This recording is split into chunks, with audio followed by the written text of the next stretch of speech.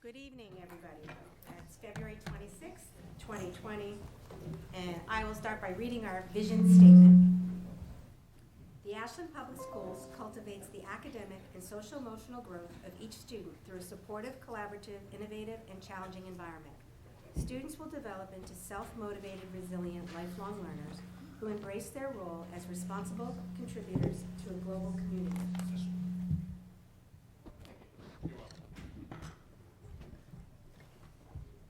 This meeting is being recorded by WACA Cable TV. Get that away from me. Our order of business this evening, this is our call to order, opening procedures, agenda review and adoption. Is the Student Advisory Council coming this evening? No. We'll have a moment for public comment. Our administrative items, action and/or information include Director of Finance and Operations recommended appointment of Mr. Christopher Matthew, in-house therapy team Huxley and Mrs. Pavia Shields, Mendez School Building grade configuration recommendation and vote, the public hearing on FY21 Superintendent's recommended budget, the Student Opportunity Act, Chapter 70 school funding, student travel request, AHS Amnesty International to New York City on April 3rd, 2020, policy updates including animals in schools, which we were thinking that we might move earlier in the agenda because our school animal is here. We'd like him to hear what we have to say. Our superintendent's report, our assistant superintendent's report, our warrant approvals, our consent actions including approval of the minutes of January 22nd, 2020, acceptance of gifts, committee reports of activities, member updates, action items. Are we having an executive session this evening? Yes. Moving into executive session under MGL Chapter 30A, Section 21A2, to conduct strategy sessions in preparation for negotiations with non-union personnel, or to conduct collective bargaining sessions or contract negotiations with non-union personnel, Director of Finance and Operations, and not to return to open session, and then we will adjourn. Everybody okay with that order of business, assuming that it's okay with everybody to move the pet policy up in the agenda? We will move that right after we hear from the in-house therapy team. Okay. How's that sound? That sounds good. Okay, so we will start with, there's no student presentations this evening, and so I don't see any, but I don't think, but I'll Yeah, we do. But ask to see if there's anybody here who would like to give public comment. Listening? Thanks, Lisa. Okay, and then we will now talk to the Director of Finance and Operations recommended appointment, Mr. Christopher Matthew. So I will begin, if you Sure, please. allow me to, please. Yes. I just want to give a brief outline of our process. As you all know, Ms. Durand is retiring come October of 2020, and so we've been engaged since early December with the process of looking for a Director of Finance and Operations. So I just want to give you this brief outline. So we had 18 applicants for the Director of Finance and Operations position and extended interview options to 5 highly qualified candidates.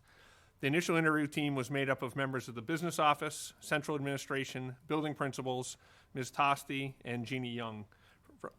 After the initial interview, a second interview was given to 2 candidates who met with the entire business office staff, superintendent secretary, the director of EDP, nutrition services, technology, the building principals again, assistant superintendent of finance, and assistant superintendent of curriculum. And then I had a final one-to-one interview with the candidates and performed reference checks on both. It was clear to all groups that Mr. Chris Matthew was not only highly qualified to become our next Director of Finance and Operations, but that he would also be a great fit for our organization. Mr. Matthew has been in various financial roles at Boston University for the past 17 years, including Manager of Fiscal Operations for Facility Management and Director of Finance and Business Operations for the past 7 years, where he is responsible for budgeting, accounting, and monitoring revenue and expenses for the auxiliary services. And I'm sure you'll want to know what that means a little bit. Chris has a bachelor's degree from Worcester State University in Urban Studies, a Master of Science in Administrative Studies in Urban Affairs, and a Master of Science in Administrative Studies in Financial Economics from Boston University. Coincidentally, Chris is also an Ashland resident and a graduate of the Ashland Public Schools. Words and phrases I thought that were important to share with you with regard to reference checks and those individuals that Chris has worked with. Describing him as calm, intelligent, dependable, a person of high integrity, trustworthy, highly skilled and experienced in finance, and for us it would be a great hire. And before we begin, I think it is important to recognize that Chris comes to us without having that public school experience or the town experience. And what I'm proud of is when a number of people here who participate in the process is that we looked at who was the best fit and the best candidate for the Ashland Public Schools, the central office, the business position itself, having those skills necessary to do the work, but also to be able to assimilate into our culture, in the culture of the business office. And without question, he was unanimously the choice candidate of that entire staff, of the staff that he would be directing but working with. So without further ado, I want to introduce Chris Matthew. Hi, Chris. Hi, how are you? Good, thank you. Thank you for Good being here and giving the rest of the school committee an opportunity to meet you and the community. As Mr. Adams said, I did sit on the interviewing committee, so I've had my opportunity to ask you some questions. And just for the benefit of the public and everybody who's here, the way that it works is the school committee makes the appointment for this position, but the superintendent conducts the process. He did the interviews, he decided how the next phase, once we narrowed the candidates down, how the next phase would unfold. He contacted all the references and talked with, I assume, the employees in the business office and made the decision based on those factors. And the school committee really just needs to be able to meet you, ask our own questions so that we can hopefully support Mr. Adams' recommendation. So that's what this is tonight. It's our chance, those of us who haven't met you, a chance to just hear a little bit more about you and to introduce you to the community. Great. So I'll ask you first if there's anything you want to say or share with us, and then I'm going to open it up to the rest of the panel for a No, couple I'm questions. very happy to be here. Yeah. And no, I'm eager to start a discussion. So, Okay, good. So I'm going to start with whoever wants to start first, since I've had my chance. So who's got something they want to ask? Chris, may you say- I'm just, Sure, sorry. That's all right. Yeah. hi Chris, welcome. My questions are really just general. If you could talk a little bit about why you're interested in coming to this position, from where you've been, what interests you about it, and sort of what you're hoping to accomplish professionally in the role if you're hired. Sure. Well, in terms of where I've been in finance and business oversight role at the university, with increasing experience over the past 17 years. And I hope to bring that expertise that I've learned working with various business units. I have experience with dining services, parking services and transportation, arena operations, bookstore, collegiate licensing, and subsidiaries, convenience stores and things of that nature. So I've had, a variety of experience there. And what we always try to accomplish is, a very focus on individual unit budgets, and really getting the maximum, dollar for all our, for our spend, and really looking at everything very carefully, monitoring everything very carefully. And that's what I hope to bring here. Any efficiencies that I can bring, in terms of, whether it be a cost savings due to a procurement bidding, or any number of things that I could be involved with. I'd welcome. I'm sure I didn't address all of your questions, so if I can. And what interests you in this job? Oh, I'm sorry. Well, as soon as I saw it, I knew this is the position that I was hoping would open up for years. It's something that I have not actively pursued. Avenues outside of the university. They as soon as I saw the position open up, I was born and raised here. I have two kids that are, my oldest is in first grade. I'm very interested in, I've always been interested in, town finance, budgeting, and, just seeing that I can, add value to, my kids' futures and then the town's as well. I really do think that I can, and look forward to, being able to do that. Thank you. Thank you. Can I ask you guys also if you wouldn't mind just introducing yourselves? Oh, sure. Since Assume our nick- the our business names are manager front. will, Right. work frequently with the school committee. And we've so- got too many BU people to begin with, but. Yeah, Mark and I are Sorry. both BU Yeah, graduates. I did a little bit of a, Yeah, You got the nice arena now, that's great. yeah. So I'm Mark Terry. nice to meet you. You too. I'm Kathy Bates. I'm the secretary. Erin Williams. Paul Kendall. Hi, Rachel Hopkins. nice to meet you. She looks young, but she's the senior member of the committee. Yeah, you are. You're a Yes, senior. absolutely. She's the wisdom at the end there. Who else? Chris, so you're talking about like a pretty big shakeup to your career after 17 years, and I just went through something similar. How do you feel about that change, and then also having to learn the new municipal finance and the certifications and everything that you'll need to do? Sure. This is a large change in terms of a career path, but a welcome one for me. I've had experience in higher ed. I do not have my avenue was not to broaden my exposure in, higher ed finance. It was, I was happy doing what I was doing, and as soon as this position opened up, I was very eager to explore it further. So that's in terms of the change. This is a welcome change for me. I'd be extremely happy for this.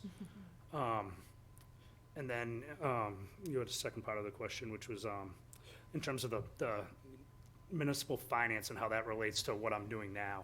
So what I'm doing now is always constantly changing. There's always a different project. There's always something new to learn. There's always new guidelines, new policies, new accounts, new projects. And as it relates to the municipal finance, what I've done even over the past, 2 months maybe, is really try to understand more of, I've read the proposed budget now probably, I'd say half a dozen to 10 times. And just to, You're really. the only one. Pardon? I'm sorry. Did I say that out loud? That was the Irish What bubble. about us? And just to understand the various, Title I, Title II, Title III, and just get as much knowledge under my shoulders as I can as quickly as possible. The Chapter 70 funding, I've done the same thing. There's, just learn as much as I can as quickly as possible. And I'm a continuous learner. That's me. It just kind of by nature. So I do think there'll be a transition, but I've had units that I've had no affiliation with that I've kind of taken under my portfolio of responsibility, and I've learned how to operate with them or work with them, and I've learned the ins and outs of their finances, and I really do hope to do so here. Is the staff you'll be, if you take the position, is the staff bigger, smaller, about the same? or- It's probably about the same. So I have one direct report right now, but I have also 6 dotted line reports. We have 8 directors. I believe I'm using the 8 roughly without counting my Yeah. fingers right now. But so I get it's a balance. I have various responsibilities with each of the areas. So I guess it's about balanced. It's about the same. So, Chris, how we integrate and interact with our community as a whole is extremely important. Excuse me. In order for us to succeed, we have to interact with many different town departments and things like that. How do you feel relationships can impact our success, and what do you see your role in those relationships? Sure. Well, I think integral with building, having those relationships. I think that's very important.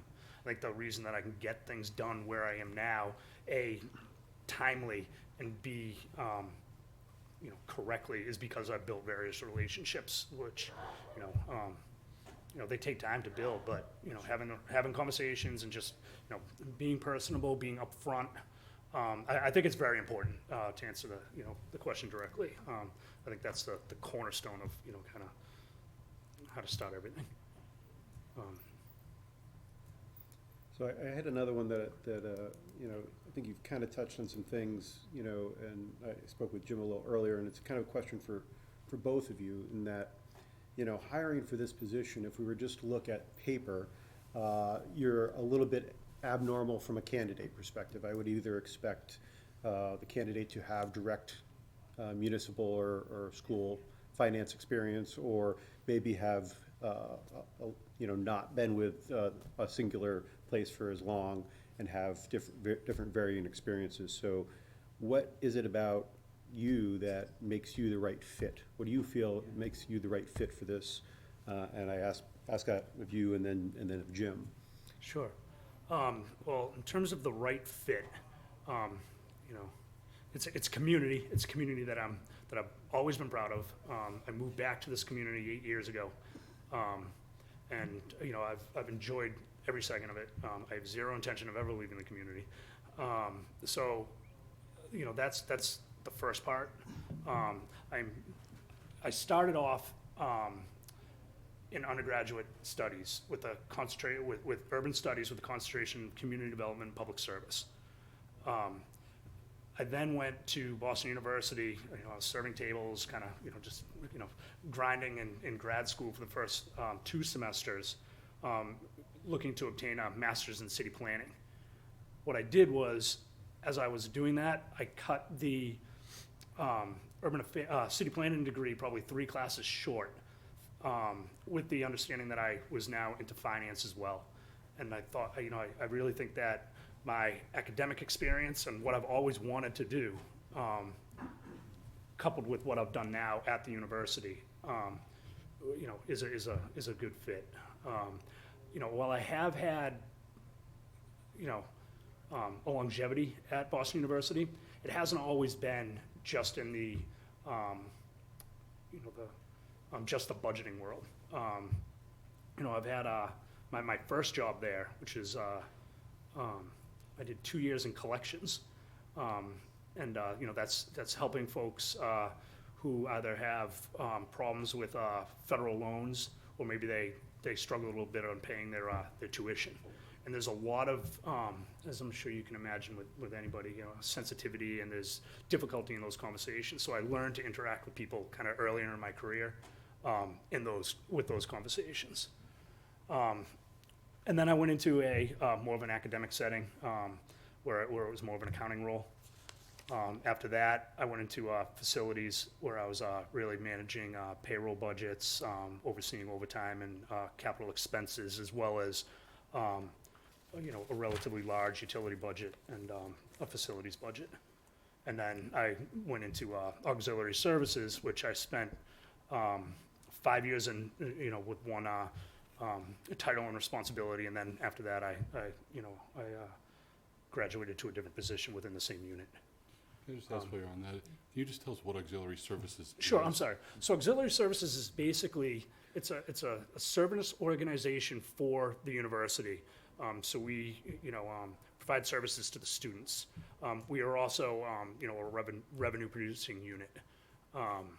So we have dining services, which is, the major residential dining locations on campus. 30 million. I was gonna say, is food better now than it was 30, It's significantly better. It's sustainable. It's fantastic. Yeah, I'd encourage anybody to, or if anybody wants to come and visit, I'd be happy to, have lunch with you there. So we have dining services, and then auxiliary services I forgot earlier on today. I completely missed one of our larger organizations, which is housing. We have 11,350 beds on our core campus. And then we also merged with the WeLaw campus probably 2 years ago at this point. So we brought some more beds into our inventory. So I have experience with capital development within all those, within housing. And then physical education, dance, and recreation. That's part of auxiliary services, as well as the Agganis Arena. parking and transportation, shuttle services, and events and conferences. So that's, we strive to provide, quality food, nutrition. We're really focused on, what our service provider is putting on the plate. We're really cautious on the expense side of it. We have, a lot of matrix that we look at. We have a lot of dashboards. We constantly have a pulse on the entire operation. Sorry, Paul, I didn't mean to interrupt your flow. So you want me to follow up? Yeah. What you're saying? So I think it's important, as I stated before, in every position I've ever hired for, I've always looked for a candidate that not only has the skills to be able to do the job at hand. So in this instance, it's the financial piece, it's the analysis of finance, it's understanding how to create a budget, how to monitor expenses, how to be sure that as we, struggle, as you know, in public education with very limited resources, how are we going to best utilize the resources we get and then be able to adapt as necessary. And while all the candidates, most of them actually had public school experience and were sitting business administrators. What struck me about Chris and what struck our group about Chris was the personality, the fit, the calmness, the directness which he spoke with to the business office personnel. And when I had individual conversations with them as well, feeling comfortable that their organization of 6 individuals in the office feel like they could go and approach Chris, and he's approachable if they have a question with regard to their everyday work, whether it's in human resources or within payroll, that they'll be able to work with Chris. And that was critically important. I think the staff that we have does a really good job, but we also want to make sure that they're comfortable as well. It's probably, no offense to all my principals who are here today, it's probably and directors, it's probably the most important job for me to hire, in the sense that superintendents don't necessarily lose their job because, a kid got thrown out of school, but they do lose their job if their finances are not in order and the budgets are not sustainable and that there's not good practice coming out of that area. And so I recognize the fact that Chris has a different background, which is fine. It's actually, I like the fact that we're bringing someone in that has a very different mindset than the traditional public school finance. This is always how it's done, and this is what we have to do. As you know, I didn't come from the public school finance either. I came out of the financial world as an accountant, and that to me has been beneficial. So I have no doubt that he can do that work, and I have no doubt that he'll be a great fit with our team of administrators. There's a learning curve, we know that, but we're very fortunate that Barbara's going to be with us through October. So a year-end close, which is always difficult, and Chris and I actually talked about that today. He'll have that experience firsthand this year, which would be fantastic. And I put a lot of faith in Barbara Durant. I'll be very upfront. She had individual conversations with the candidates as well, because I wanted to make sure that she's leaving us in a really good spot, right? She's worked really hard, and she is really good at what she does. And I want to make sure that the next person in that role can not only come in and succeed her well, but take it to another level. And I just believe Chris is that individual. So just to be clear, we're looking for a start date on July 1st, right? July 1, correct. Okay. Yep.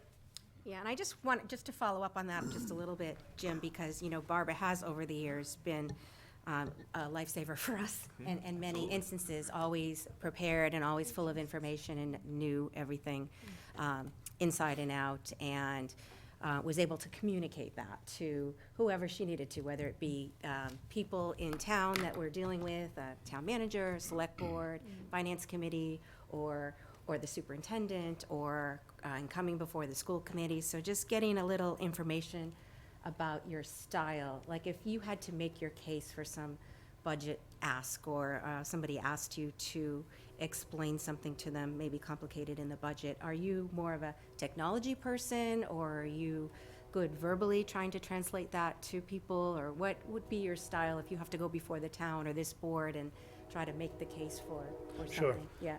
Well, I think I have a few different styles with it. The first being I study everything inside and out, so I make sure that I fully understand it before I, come and talk to you. Yeah.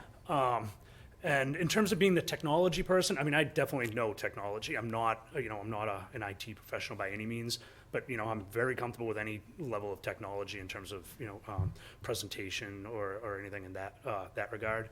I'm very used to putting together executive summaries that involve very complex information.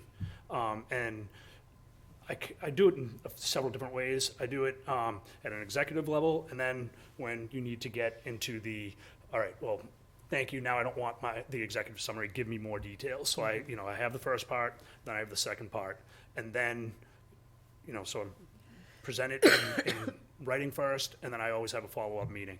And I do that probably 8 times a year, with each unit rolled up. So I'm very, very comfortable in that regard, whether it be written or verbal.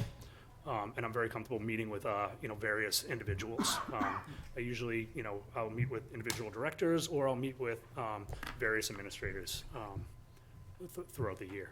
Awesome, thank you. Anybody else have anything?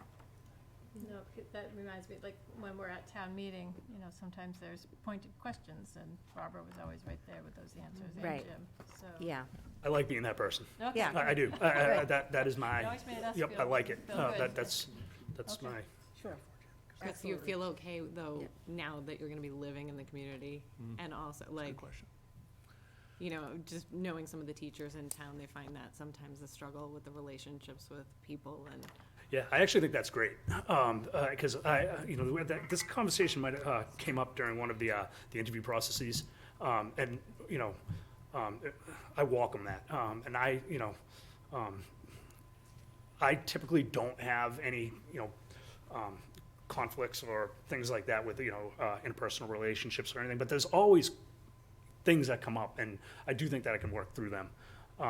And then in terms of, living in the community, that's another thing that I welcome. I mean, one person asked, well, what happens when, you're running into somebody in the grocery store Saturday and Sunday morning? I'm happy to. I'm happy to chat. That's my type of personality. Yeah, is there anything else that you want us to know, or that you want to ask us about how we operate, or anything? I'd like to think that I've done as much research as humanly possible over the past, 2 weeks, 3 weeks, since I knew that I'd be, having this discussion with you. Excellent. So I don't have any direct questions. I do hope that I was able to answer your questions, especially earlier off in our discussion here. This is I a feel fair if your boss is a difficult or strong personality. And also Yeah. an ex-bean counter. Referring to you, 5 or me? I don't think you have any bean counters over here, Mr. Adams. I got one. Oh, me. I've had a lot of different personalities I've worked with. Well said. I've worked with so many different folks in leadership. I'm comfortable with really any style. Lori, are we about to wrap up? Yes. Okay, I just want to make a public statement that I've known Chris like my whole life.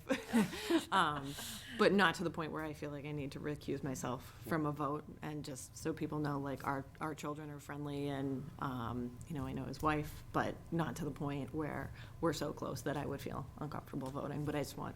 You want to put that out Yep. there? Thank you. Awesome, thank you. We won't hold that against you. Yeah. The only question I have is on the draft motion. It doesn't have an effective date. Yep. Which I think we've talked about as being July 1st. Correct. So if I were to make a motion, I'd be making a motion to move to appoint Mr. Christopher Matthew as the Director of Finance and Operations effective July 1st of 2020. Correct. And subject to effective contract negotiations. I will second that. That was your motion, now second, yeah. All in favor? Aye. Aye. Great. Welcome. Welcome. Thank you very much. Thanks, Chris. Very Nice to excited meet you. about everything. Okay, I have a request from Mr. Adams to move the Amnesty International discussion up ahead of all the others. Is that okay with Oh, everybody? of So we course, can so the kids are- Sure. get the students on their Oh, way. that's why they. Hello, everybody. Hi. Welcome. Thank you. Are you going to New York? Yeah, hopefully. Yes, tell us who you are. So I'm Lauren Burke. I am the co-president of our Amnesty International club at school, and I'm a senior. Yeah, I'm Liz. I'm the secretary and treasurer for the Amnesty chapter. I'm Johanny, I'm a junior, and I'm just a regular member of this club. We need the regular Here today. You're just you. Yes.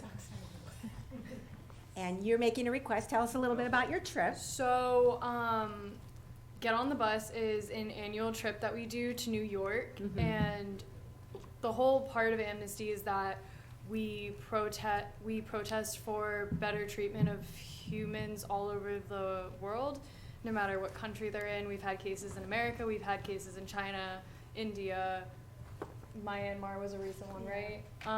And so we get on a bus and we go to New York, and we go around to each of the foreign embassies that we have a case study for that year. And I know one of the cases this year is China, and so we'll go outside and we stand outside of the gates of the embassy, and we chant and stuff. You know, you do your You make your regular presence protest, known. yes. Yes. But it's a great event that we do annually, and any year that we miss it, it's always a big downer on our club, and it's just something that we all look forward to doing. Awesome. And who chaperones this trip? Our club leader chaperones, and then Miss Marshall is our club leader, and sometimes we have parents go, but very rarely. And then Yeah, all the Yeah. Amnesty chapters meet up, so there's leaders. So we all get on the bus together from all around. We've had teams from New Jersey and teams from New York and all around. So we pick them all up, and their teachers that run their clubs as well will come around. So they have a bunch of, and then they also have the organizers of the event go around too. So there's a bunch of adults. But it's not just kids running around. And then there also is police supervision throughout the entire event, and it's all it's gated off. Yeah. And so you're moving in a planned out course instead of just being hey, we're here. Right. There's an agenda. Excellent. Does anybody have any questions or How many comments? are in the club, and then how many are going? In the Ashland I club? think there's 12 Yeah, people in our 12. We club. did 12 to 12. 15 -ish. Are all of you going, or just maybe? There's, I think about 8 to 10 are going, because some people have conflicts. Yeah. Well, thank you for using your time and talent for such important work. We really admire that. I think it's great Making exposure. your voices heard. Yeah. Future leaders. Who's got a motion? I will got motion. it? I'll move to approve the student travel request from Ashland High School to travel to New York City for the day on April 3rd, 2020. Do I need to say AHS Amnesty? Yeah. So is it- What group it is? Move to approve the student AHS Amnesty International Club to New York City from Ashland High School for the day on April 3rd, 2020. Second. All in favor? Aye. Great. Thank you. Have a great Have a good time. night. Yeah. Great trip. Okay. No offense to anybody else here, we've said that already tonight, but Huxley, the man that we've been waiting for, Is he asleep? yes. Is he Yeah. We don't need anything. Yes. Explain, Jen. Aw. Hello. Hi, baby. I'm just gonna show them off first. Yes, come Can I over. just hold them? Yes. go to the podium, whatever you prefer. You're coming this way. Tired. Yeah. He's tired. We could go over there. Okay, yeah. Want us to go up there? Yeah, tough day. Yeah. Of course I wanted Back. Good job. Oh. Here we go. I like the moonwalk. How about that? Say hello. That was not a learned trick, that's just a, I like to do it trick. Aw. Erin, do you feel better? Yeah. Yeah. Do you feel better? Yes. Needed Who some would it? therapy today.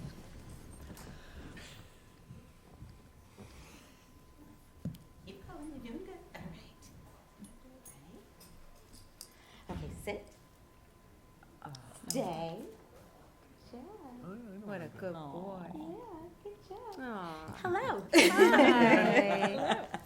I know I'm not the star right now. Right.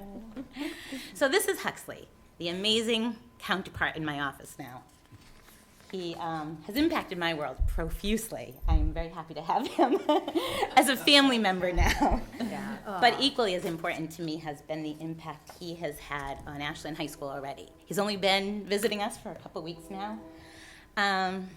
And we greet everybody as they're walking in the door, and it's amazing to hear the feedback and see the smiles and to know the comments that are being made that he is making their days better as they walk in the building. We did a lot of training. He knows a lot of wonderful tricks, but the reality is it's not the tricks that the students are benefiting from. It's what he's providing them, whether it's a smile, a pat, a cuddle, outside amongst everybody or individually in my office. We had a very busy week the week before vacation and this week as well. And he's probably had a little bit more individual time in my office than I was hoping. I really wanted to get to more classes. But what he does for those students when they come in, he's very in tune. He knows that he can, with permission, he can go up to them. He can do what they want. When a student comes into my office, the first thing I'm asking, are you comfortable with Huxley here? I have not had anybody say no yet. If they were, we do have a plan B. We have another location that we will go to. Just myself and Huxley will remain in my office. But everybody's comfortable. He can go and sit in what we call in place, and that's on his mat over in the corner, or the student can choose to have him in their proximity. It could be while they're sitting in a chair or while they're on the floor, and Huxley does his thing, whether it's just for petting, they can brush him, or he can lay on their lap and he can be the furry lap blanket that he is. Every now and then he'll get a toy and he might make a mischievous sound, but it makes a smile when there's tears coming down the face. So there's lots of different ways he's affecting students individually in the clinical time. We have made it to classrooms and it's been awesome. A couple teachers have actually asked that I come to the class so there was one particular class that had a lot of exams coming up the week before break, and the teacher was very in tune with that and asked that we could come up, and we went up there for about 15-20 minutes. We had just a hangout session. We showed some tricks, but really just gave everybody the opportunity to pet Huxley and enjoy his time and maybe reduce some of the stress that they were carrying at the time. So it's pretty cool. We really do try to get not only out to 10-minute break, get out before school starts, but get down to the lunchroom as well. It takes me, it's funny, Kelly and I will leave our offices at the same time when lunch starts, and I've missed first lunch completely. It takes about a half hour before I'm actually sitting down at the table. Huxley does great in the lunchroom, despite all the little distractions on the floor. After he's said his hellos to anybody who wants it, he'll sit under the table, and people will come over, students will come over and enjoy a pet or a cuddle. So it's just been a nice way that he's kind of enveloped to Ashland High School so far. We're very lucky. It's just awesome. When they first approached me about Huxley, I had envisioned a smaller dog. I wasn't quite sure, with fear and things like that, how a bigger dog would be welcome, despite some of our own data we had. And then when they told me that Huxley was a bigger dog, I was like, ooh, the other two dogs we trained with are both 50-pound black labs, who are a little bit more, chill and a little less, personality. As soon as I met Huxley, I knew he was the fit. He's lovable, he loves to give hugs, he loves to just do everything he can to inspire those smiles, and we know that they matched him very well with us. So, How old is Huxley? Huxley just turned 2, the big 2. Terrible too? I can't say that, no. When he goes to just to give you a little update, when he is born, he's raised for this purpose. There is an organization, we obtained him through NEEDS, and NEEDS has organizations, actually he comes from the an organization for the dogs for hearing impaired, and they kind of share them. So Huxley spent his first 8 months with puppy handlers who just kind of got basic skill development. At the age of 8 months, he goes to the prison system where they have an intense training program, and he could be there for 18 months or even longer. He was there until he was 23 months old, and they did an amazing job. What they have taught him in that setting is, obviously self-control and manners, but he is, he's very attentive. He's in tune to what he needs to do. It was amazing. The whole experience, I had no idea what I was getting myself into, and I'm so honored that I got to be a part of it. When the very last day, I got to go to the prison where he was trained, and there was a room of 20 individuals, all who have had dogs, except for the one person who recently had to give Huxley up. He was crying. He was, it's obviously a very strong attachment that forms over the course of time. All of the individuals are basically in for long-term life sentences. The one thing I was a little concerned about is, who they were in regards to raising Huxley. None of them have had any crimes against humans or animals. So that made me feel a lot better that, whoever was his handler, had compassion and empathy and understanding in those ways. Everybody told me about how Huxley impacted the whole cell. Like, he would be the one visiting. He was the one and you could tell how much they knew about him. I did not tell where Huxley was going, but I did say that he was going to go into a high school setting, and he was going to work individually and collectively. And some of the individuals had tears in their eyes. They were just really excited knowing that that was going to be a perfect fit for him, and I agree. So, yes. And obviously, you're seeing amazing responses in the students. So, Yeah. having And the said teachers that, probably too, right? Yeah, I think the students first and foremost. Like I said, I think once we get to more classes, I think the full faculty will recognize the value of it. We just haven't made it there yet. I sent out a student survey the other day just to see what feedback was looking like. And out of the 800 students who received it, I think we had about 136 responses, which is kind of shocking for a student voluntary I don't think survey. we've ever had that kind of participation in any of our surveys. Exactly. And for all the questions I asked about, do you like having Huxley in the building? Do you think he's having an impact? All of it was, most of it, like 90% was all positive. There was a percentage that were indifferent, but nobody hates having him in the building. And really, that's what my biggest concern as a clinician is, that I might be causing more harm to somebody because of my intervention. So I haven't received anybody saying, we hate the idea. There's a couple who are indifferent, but still comfortable with him being there. But for the most part, whether it's they choose to stay back but watch all their friends enjoying him, or they're enjoying themselves, it's really amazing feedback. So yeah. Is there any kind of, use the word metric, I don't mean to sound that sort of cold, but is there a way that we'll be able to evaluate, like in real terms, the impact that he has on the school community beyond sort of the anecdotal and those sort of, the reactions to what you see with kids? I would love to say that our data goes down in regards to the need for student support. I hate to say it, though, we're seeing such struggles with mental health. I don't think Huxley's going to be a cure to that, but I do think I'm going to have more students coming in my office because of the relationships that I can build because of him that I was never able to do before. He is a connection to kids who have trust issues, who have just always been resistant to going to see Mrs. Shields. This is an avenue I never would have had, so I can't imagine that at least students seeking support, that is going to improve. That's my guess. I don't know how to get quite that data, but I would. Either. I just was curious. I'm hoping. It's a reason to get in the door without, Yes. seeking Right. help. Just came to see the dog. That's what I would do. Thank you. Yeah, I do think he's definitely helped me build a lot more connections that I might not have. I've seen a lot of freshmen who are typically like, who's Mrs. Shields? What's she do? They're, if nothing else, because of my familiarity out in the building with Huxley, I think it makes it a little easier to walk in my door down the hall. Thank you. Well, thank you for all you do. Oh, You're yeah, super thank you. amazing. It's my and pleasure. Your dog is also super amazing. He knows a lot of great tricks. I just don't know that he'll He's perform done. right Yeah. now. Get him home. Yeah. Okay, Huxley, let's go. We should always be so jealous, because she didn't have to do any, she just got handed this perfect. I know. I did. Happens to do all these awesome things as well. You want to know what? So any dog owner will know this. You know the best part of one of the best parts of having Huxley. I go outside and I stand and I said, better go now, and he goes to the bathroom on command. Like seriously, how exciting is that? You know. Yeah.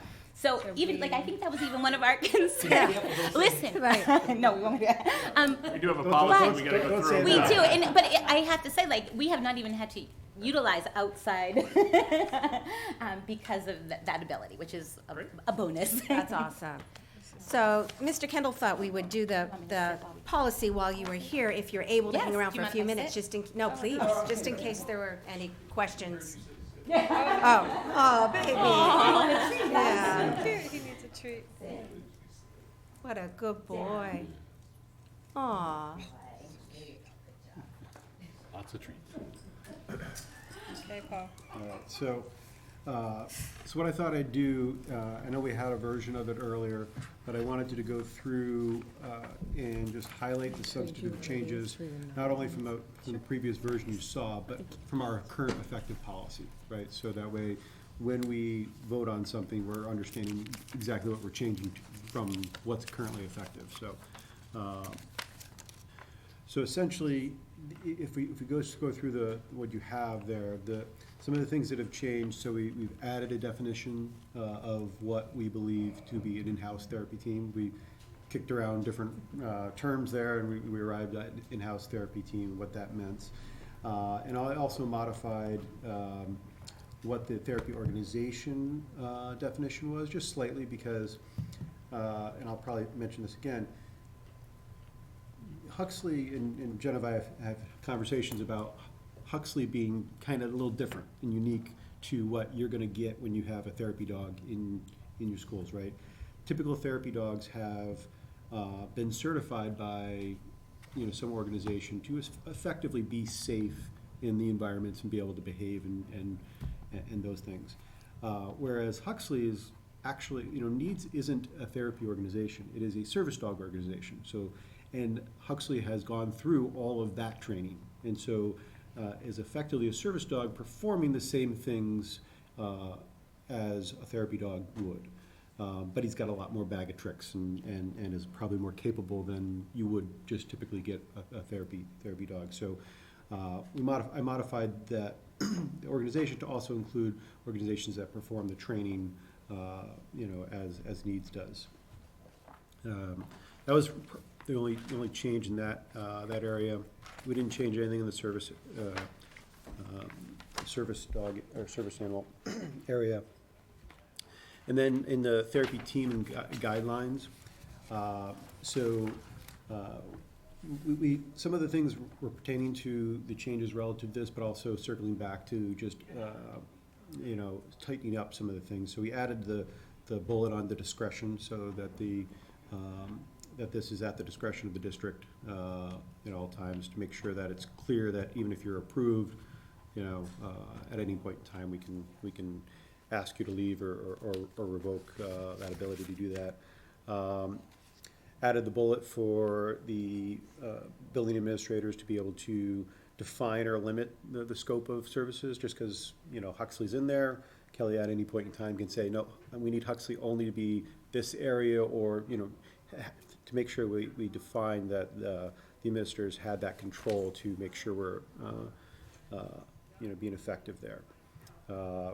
Also modified the bullet for the approval for each visit, because once we have an in-house therapy team, that kind of changes a little bit there. And we also modified the bullet that restricts and prohibited the ability for the teams to be on any transportation, school-related transportation. Certainly made complete sense to just prohibit it for visiting teams. I could see no reason why we'd ever want to do that, but when we have an in-house team, we thought it important that we at least give the provision that it would have to be approved directly by the superintendent, but there might be a need for Jen and Huxley to be on transportation. So, I thought you were saying that at first there's no therapy animals are allowed on transportation? That is currently our policy, that is Okay. completely prohibited. Okay. At the end, I thought you said there might be a need for in-house. Right, so now it says, Yeah. with the superintendent's approval, and we added that That's because I we gotcha. thought that, an in-house team might have a need to be on public Okay. transportation, I- even if I it is, didn't follow. even if a district transportation means a district vehicle to go between buildings, or something like that. Yeah, I didn't follow you, but I see Yeah. the language and I got it. Thanks. So that were the changes in the regulation and guidelines sections. Any questions there? Any questions from you? And They've been a part of the process. You've been, okay. Yeah, this- so, just so we're clear, they've been involved from the original policy and certainly through the updates, so. Okay. The next section that we modified is related to the district municipal handlers. The previous document, the entirety of it was around the documentation or plan for what to do when you have a conflict between your role and being a handler. This is restructured, so that's under a first bullet there, you'll see, because now we wanted to add some context for in-house team, and that's that second bullet, that second bullet there. So it just kind of goes over some of the differences there. And probably one of the primary ones is the first, that first bullet says, hey, if the district or municipal employee has a conflict, they must have a plan in place for being able to have effectively and safely accommodate the animal while they're doing something else. The kind of slightly different context in the next bullet is, Huxley cannot be on 20, when a visiting team's there for 3 hours, they're performing services and providing supports for 3 hours. Huxley can't be on for 7 hours total, so there has to be a point where, so that's providing a place for Huxley or the therapy animal to be able to relax and be not performing functions, but not necessarily in the same context as was previously for the visiting teams. It also addresses some potential for food. It still expresses, and I believe you say with your schedules and things that we will not be feeding Huxley on premise, but it also deals with, hey, we still don't want that to happen, but it provides some parameters around if that does need to happen. So those are the changes under that section. Any questions on that? Nope.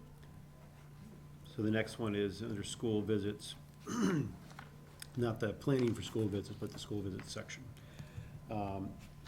So under the grooming section, we added, something for in-house therapy teams, right? So the other ones were guidelines anyway. They weren't like, hey, you absolutely have to do this, but it was effectively, hey, an expression of what we want to make sure we're bringing an animal in that can, safely and comfortably interact with everyone.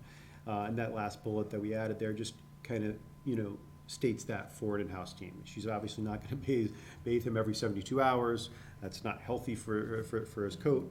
But it does state that we're gonna, she's gonna do what is appropriate to make sure that he's coming in properly groomed and clean, so we can have positive interactions, and somebody doesn't pet him and be like, why is my hand all oily and nasty, right? So that was that was added in that section.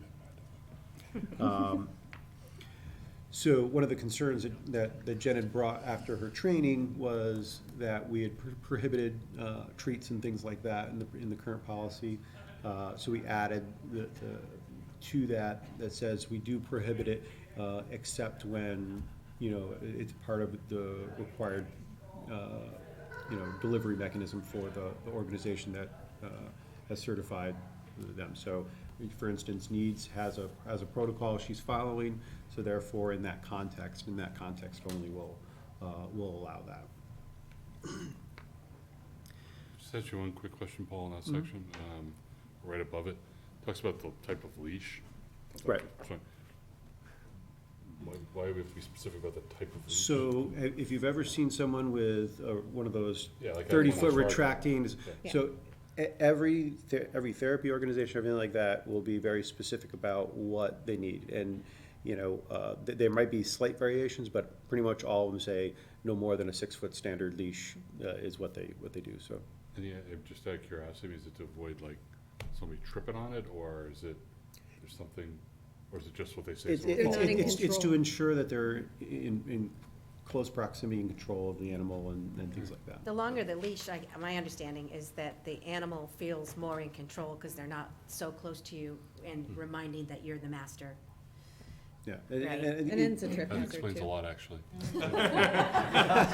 I just made that same comment. I have about one my of those household. 45-foot now. Yeah, so, get the lead. but yeah,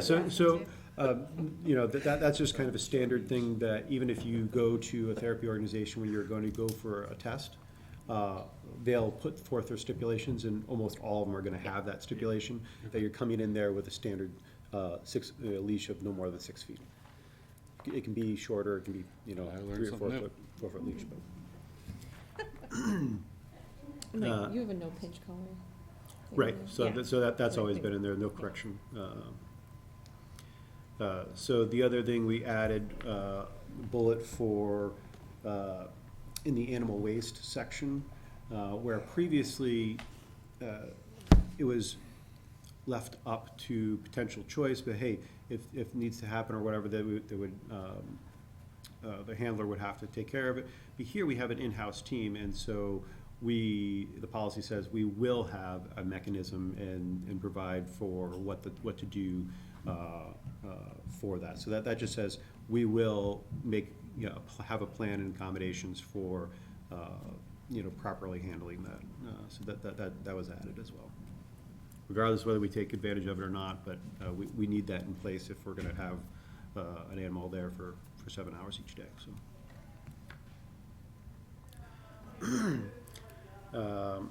So there was a couple sections added. So the approval and review of therapy teams was added. In-house therapy teams, so that's a little different. And so those 2 sections were added in their entirety. So I don't know if you had any questions or concerns about those sections.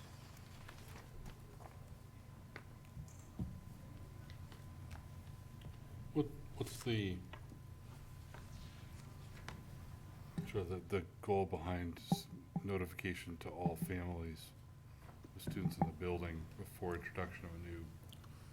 Well, so it's, as anyone who's talked to somebody who has a fear or allergies or whatever,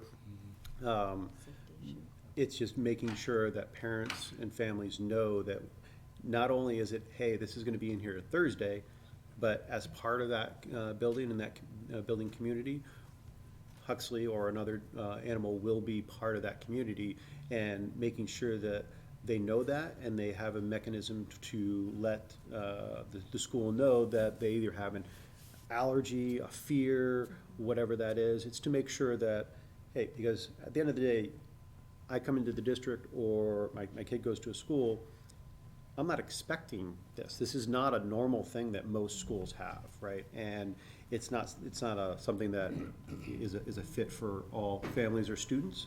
And so it is to make sure that we are proactive to make sure that they know about it, and that they give them that opportunity to make sure to say that they have an issue or not. Mark, when I did this with Gus, when I was at the middle school, the ESL teacher specifically brought her group of students because in countries outside of the U.S. and even in different parts of the U.S., animals are treated very differently. So there was a group of Brazilian kids that spoke Portuguese, but they were translating to me that dogs where they had lived previously were always mean, were not home animals, and so they struggled with the thought that like a dog was something that you would want to interact with. Also, all the animals were kept outside of the home, so to have an animal in the building.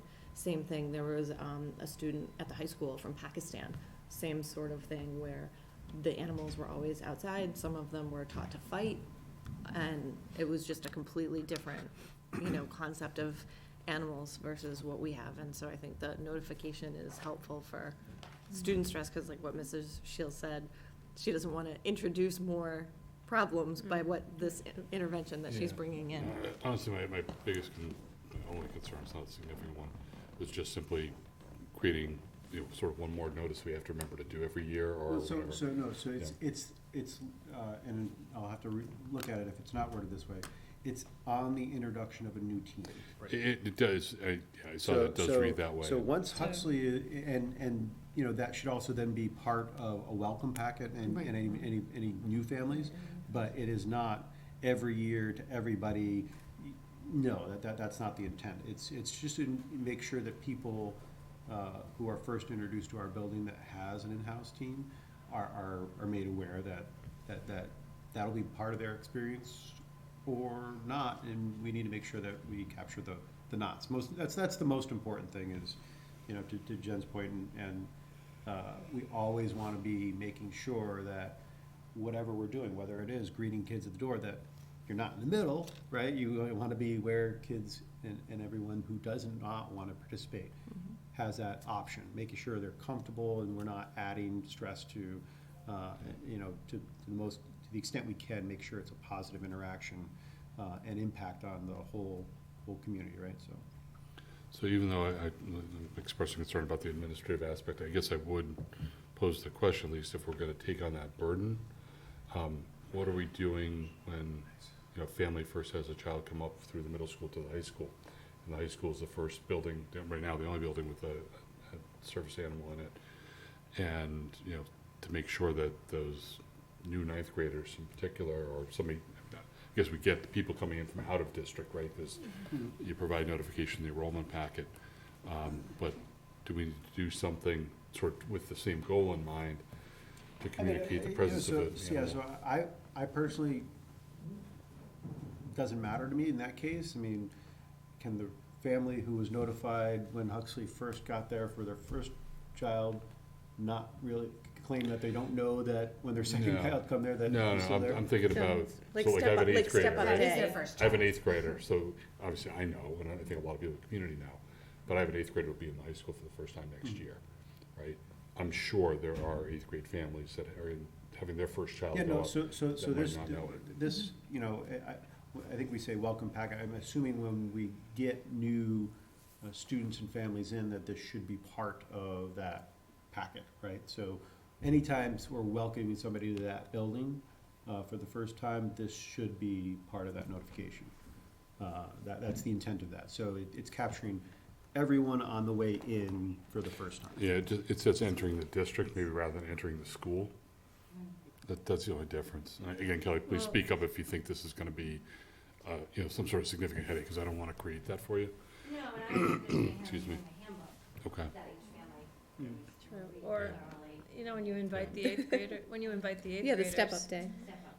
you could mention it. I think our hope is Or to maybe- get out there as much as we can, as often Yeah. as we can, so that information just It's continues there, to get out right. there. Mm. Whether it's kids who are enrolling halfway through the year, or I think it's just kind of a little disjointed right now because Right. we couldn't predict when Huxley was coming, nor could we, even when I was aware of the training, I couldn't guarantee that we were gonna complete together and that we'd start this fast. So I think we have a vision of what that would look like next year. We have a letter of introduction that. Okay. It does say in that Yeah. building. What's Right. It says specifically in the building. Well, no, but his point is the last sentence says Right. families Oh, entering okay. the district. So what I'll do is, why don't I say, or school with in-house therapy team. Right, so that way, Yeah. it captures that, so. I mean, as far as the kids knowing, like, is Huxley gonna have his own Instagram account? Okay. So then the kids will get word of that. Paul recognition, right? So, I've already seen tweets about Huxley, and, so the word is out.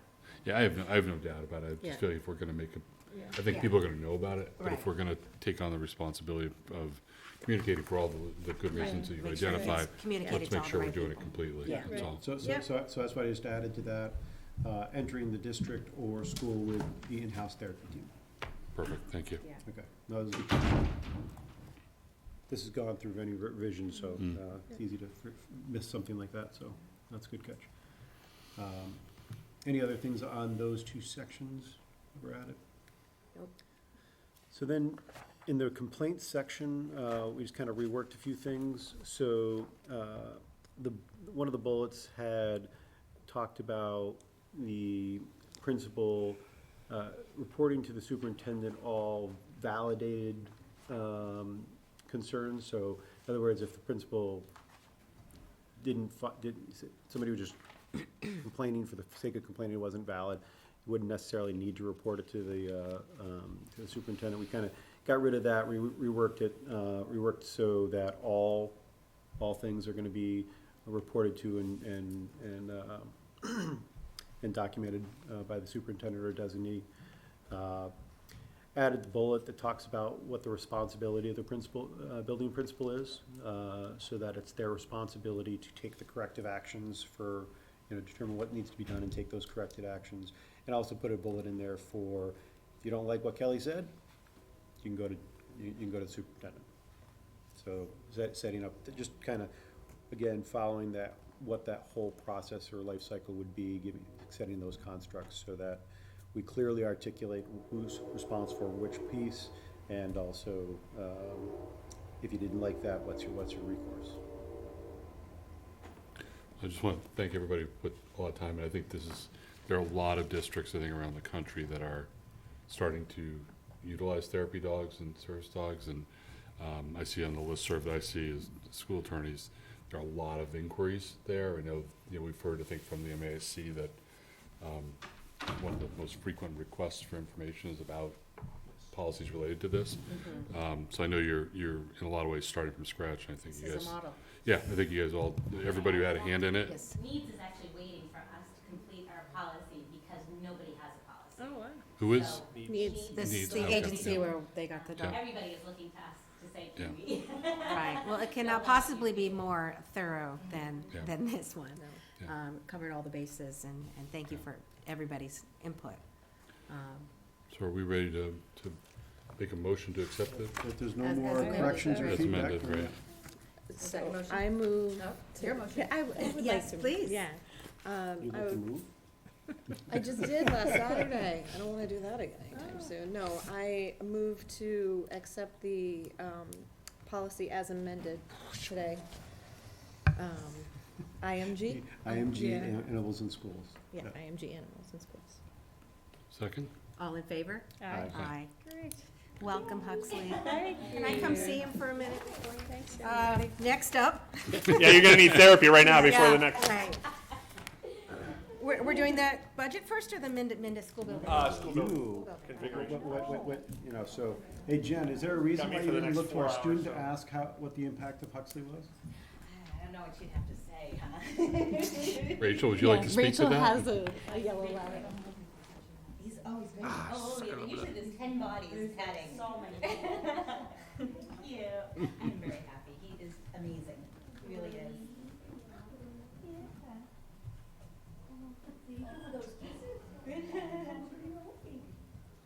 What kind of dog is he? He's a yellow lab. Yeah. Yeah. And what's great is when we go home, we take everything off. He's just a dog. He's got energy and he's bouncing around. He just knows this is his uniform and he is on point while he's wearing it. Thank you. Yeah, you're welcome. Guys, thank you very much. Have a great night. All right, thanks, Jen. Bye. Bye.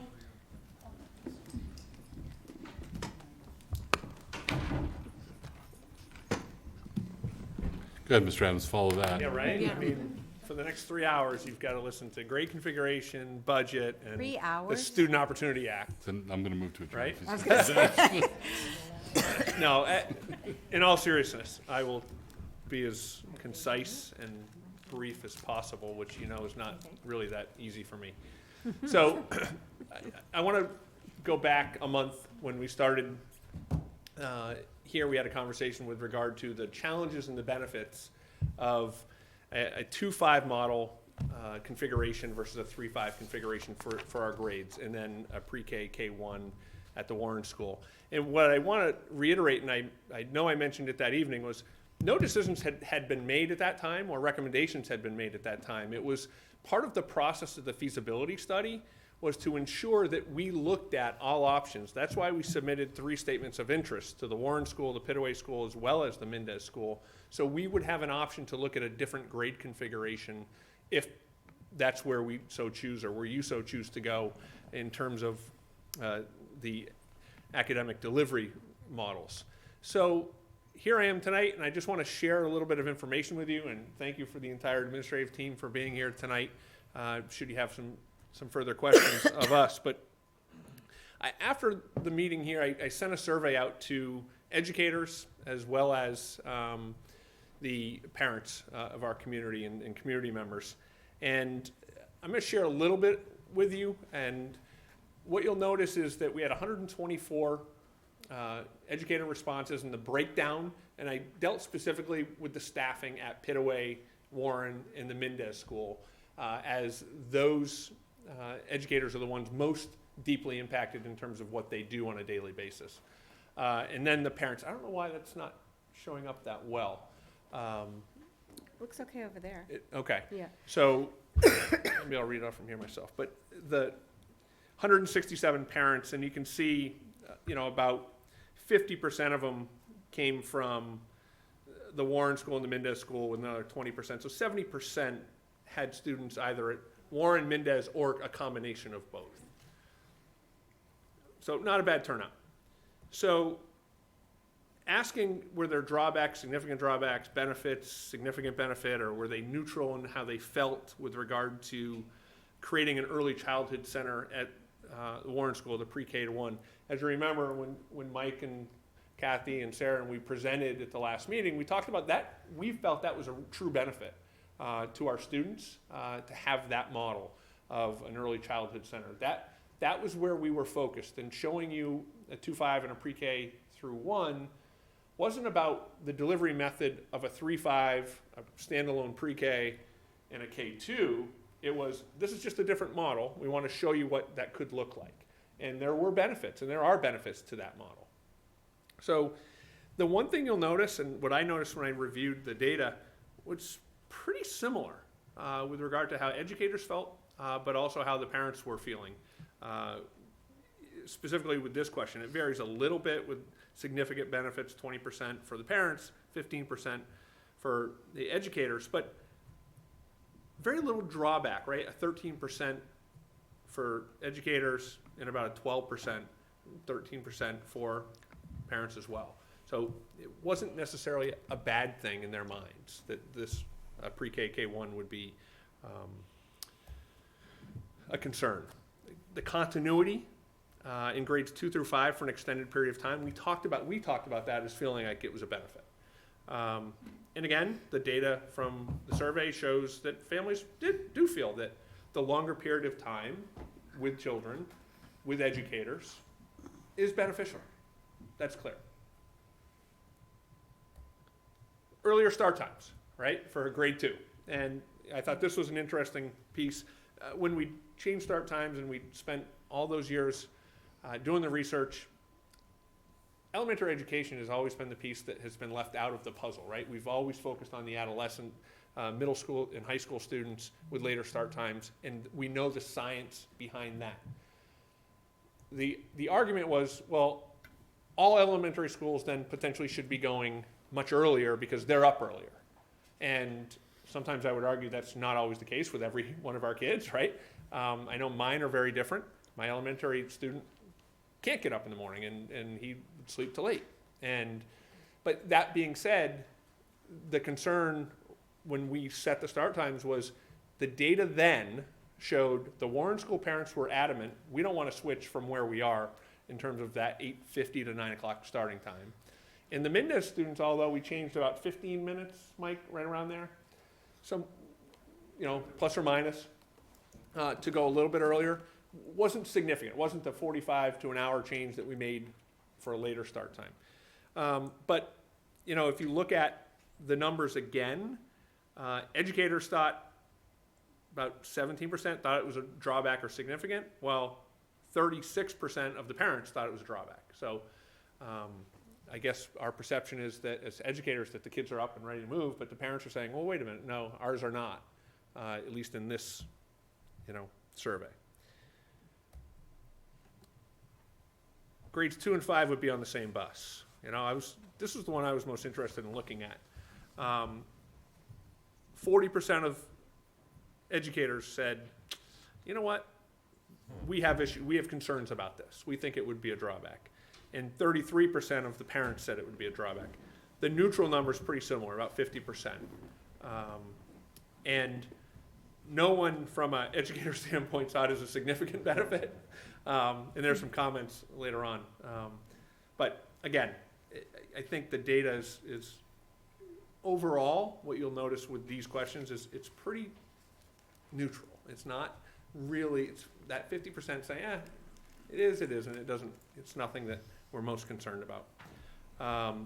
Pitaway School would no longer be utilized as a school and could be repurposed. We talked a lot about, because of this process, the ability to take a school offline, to consolidate from 5 buildings to 4 buildings. And what does that do for us financially? What opportunities does it give the town to repurpose a facility in the center of town specifically with a nice park area, if you will, that we have currently for the playground? What could that look like? Would that be beneficial to our community? And again, I think when you look at the numbers, neutral to benefit, everyone agrees. I think having one less building and one less expense from the school side is significantly better. So the Mendez would house 4 grades compared to 3. You know, again, 45 to 41 in terms of being neutral. The benefit, parents saw a greater benefit than teachers. And the parents saw a greater benefit because there's a lot of parents who have that gap of a second grader and a third grader, or a second grader and a fourth grader. Well, now we've got one school that we can drop them off at. We're not chasing from Warren over to Mendez to try to get in 2 different start times. Significant difference, right, of the 7:55 to 8:50, right? So that resonated with parents more than it did with the educators. Students will have one less school transition. Again, if you look at the numbers, only about 4% of the parents responded there'd be a drawback. Teachers recognize the fact that, again, transitions are really challenging for kids. And less transitions are better. We recognize that. So I wanted to, and these are hard to read, and I wanted to include a number of comments from parents as well as educators. And I will not read them all to you. You have them for the community. I will certainly put this online over the next couple days, and then you can read some of these comments and you can look at the survey results themselves.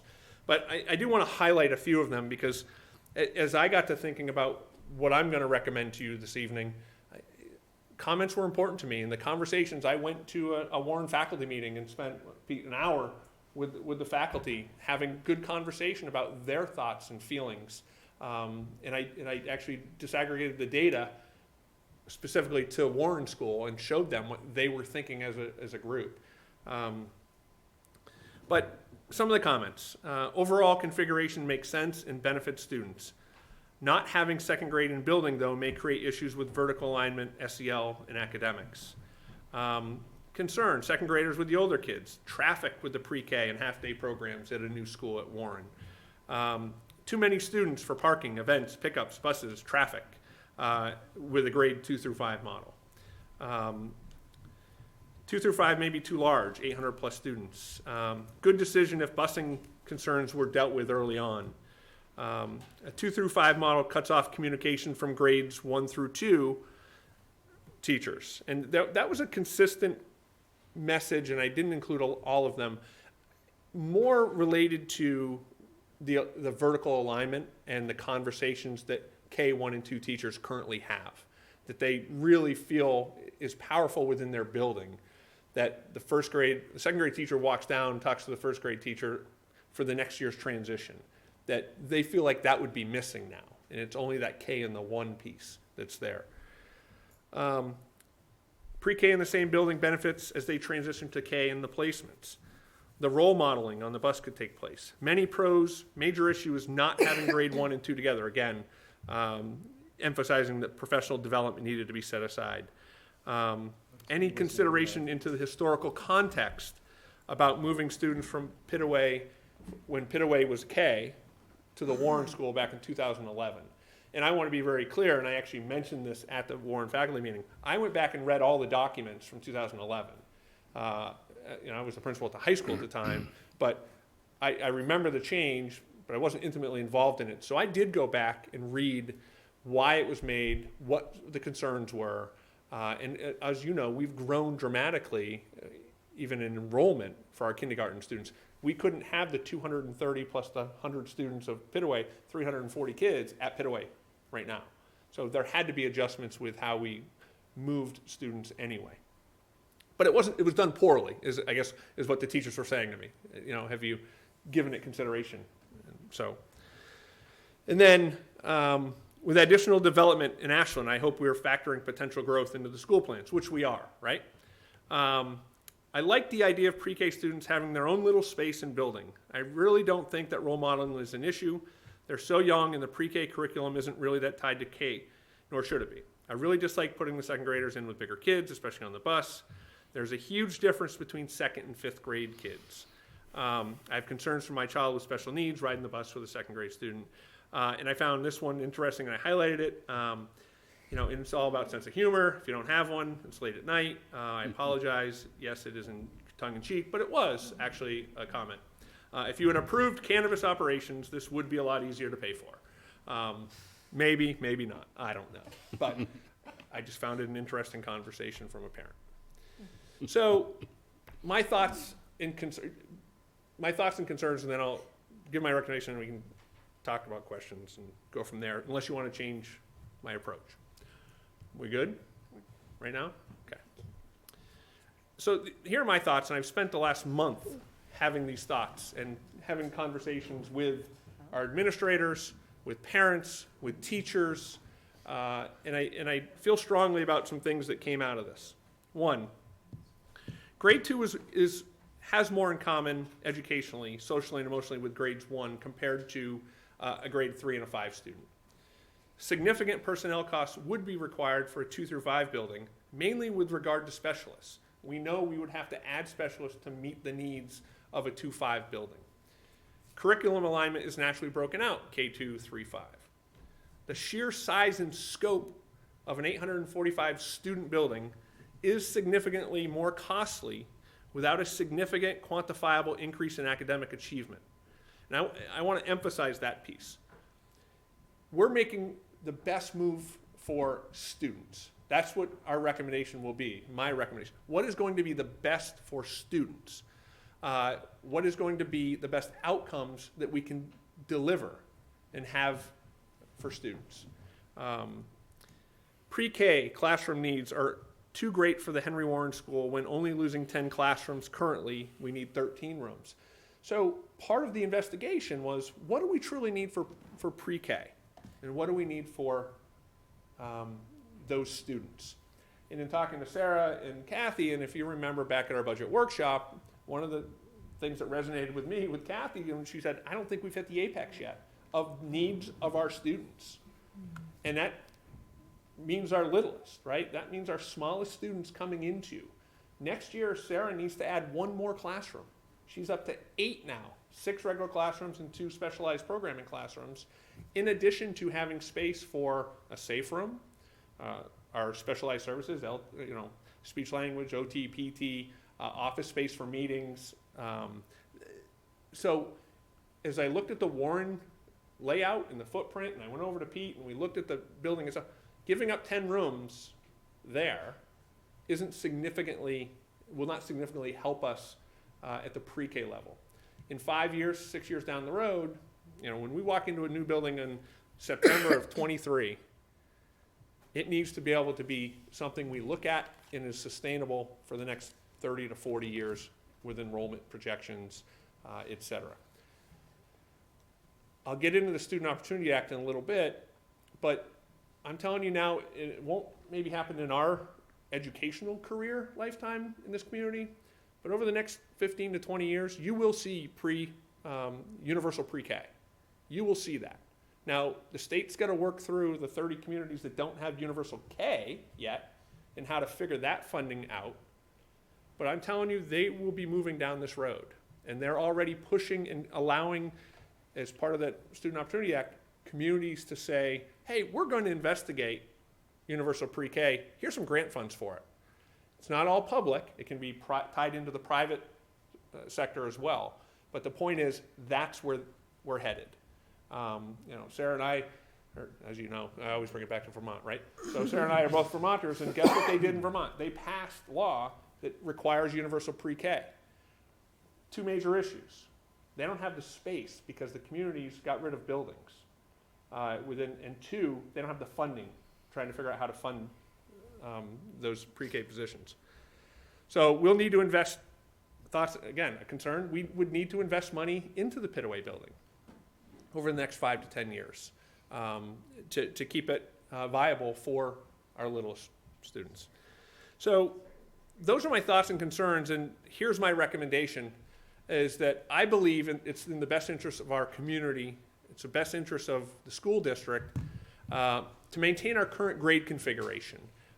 Grades pre-K at the Pitaway School, K2 at the Warren, and God willing, a new 3-5 Mendez building. And why this is important is we need to make this decision tonight so we can then reduce the 82 slides we showed on Tuesday night down to 70. Monday night, whatever night that was, of options, right? I know there were many individuals in comments I didn't share that said, well, this is already predetermined, it's going to be a 2-5 building. And I wanted, I don't work that way. I need to look at all of the data that comes in, and I am genuinely concerned that if we go 2-5 and we do not have the facility, the Pitaway facility, in 5 years we're going to look back and we're going to rue that decision because we will not have space. I don't think we have space currently to make that move. And that is something that significantly will impact our community and the financial concerns I have moving forward, trying to build out another building in 5 years just to accommodate the pre-K because we no longer have that facility. So it's not a shock to my admin team because I did share with them this was what I was thinking. And again, it's open up for any questions you might have for any of us. But I do think it's in the best interest of the town of Ashland, the students of Ashland, more importantly.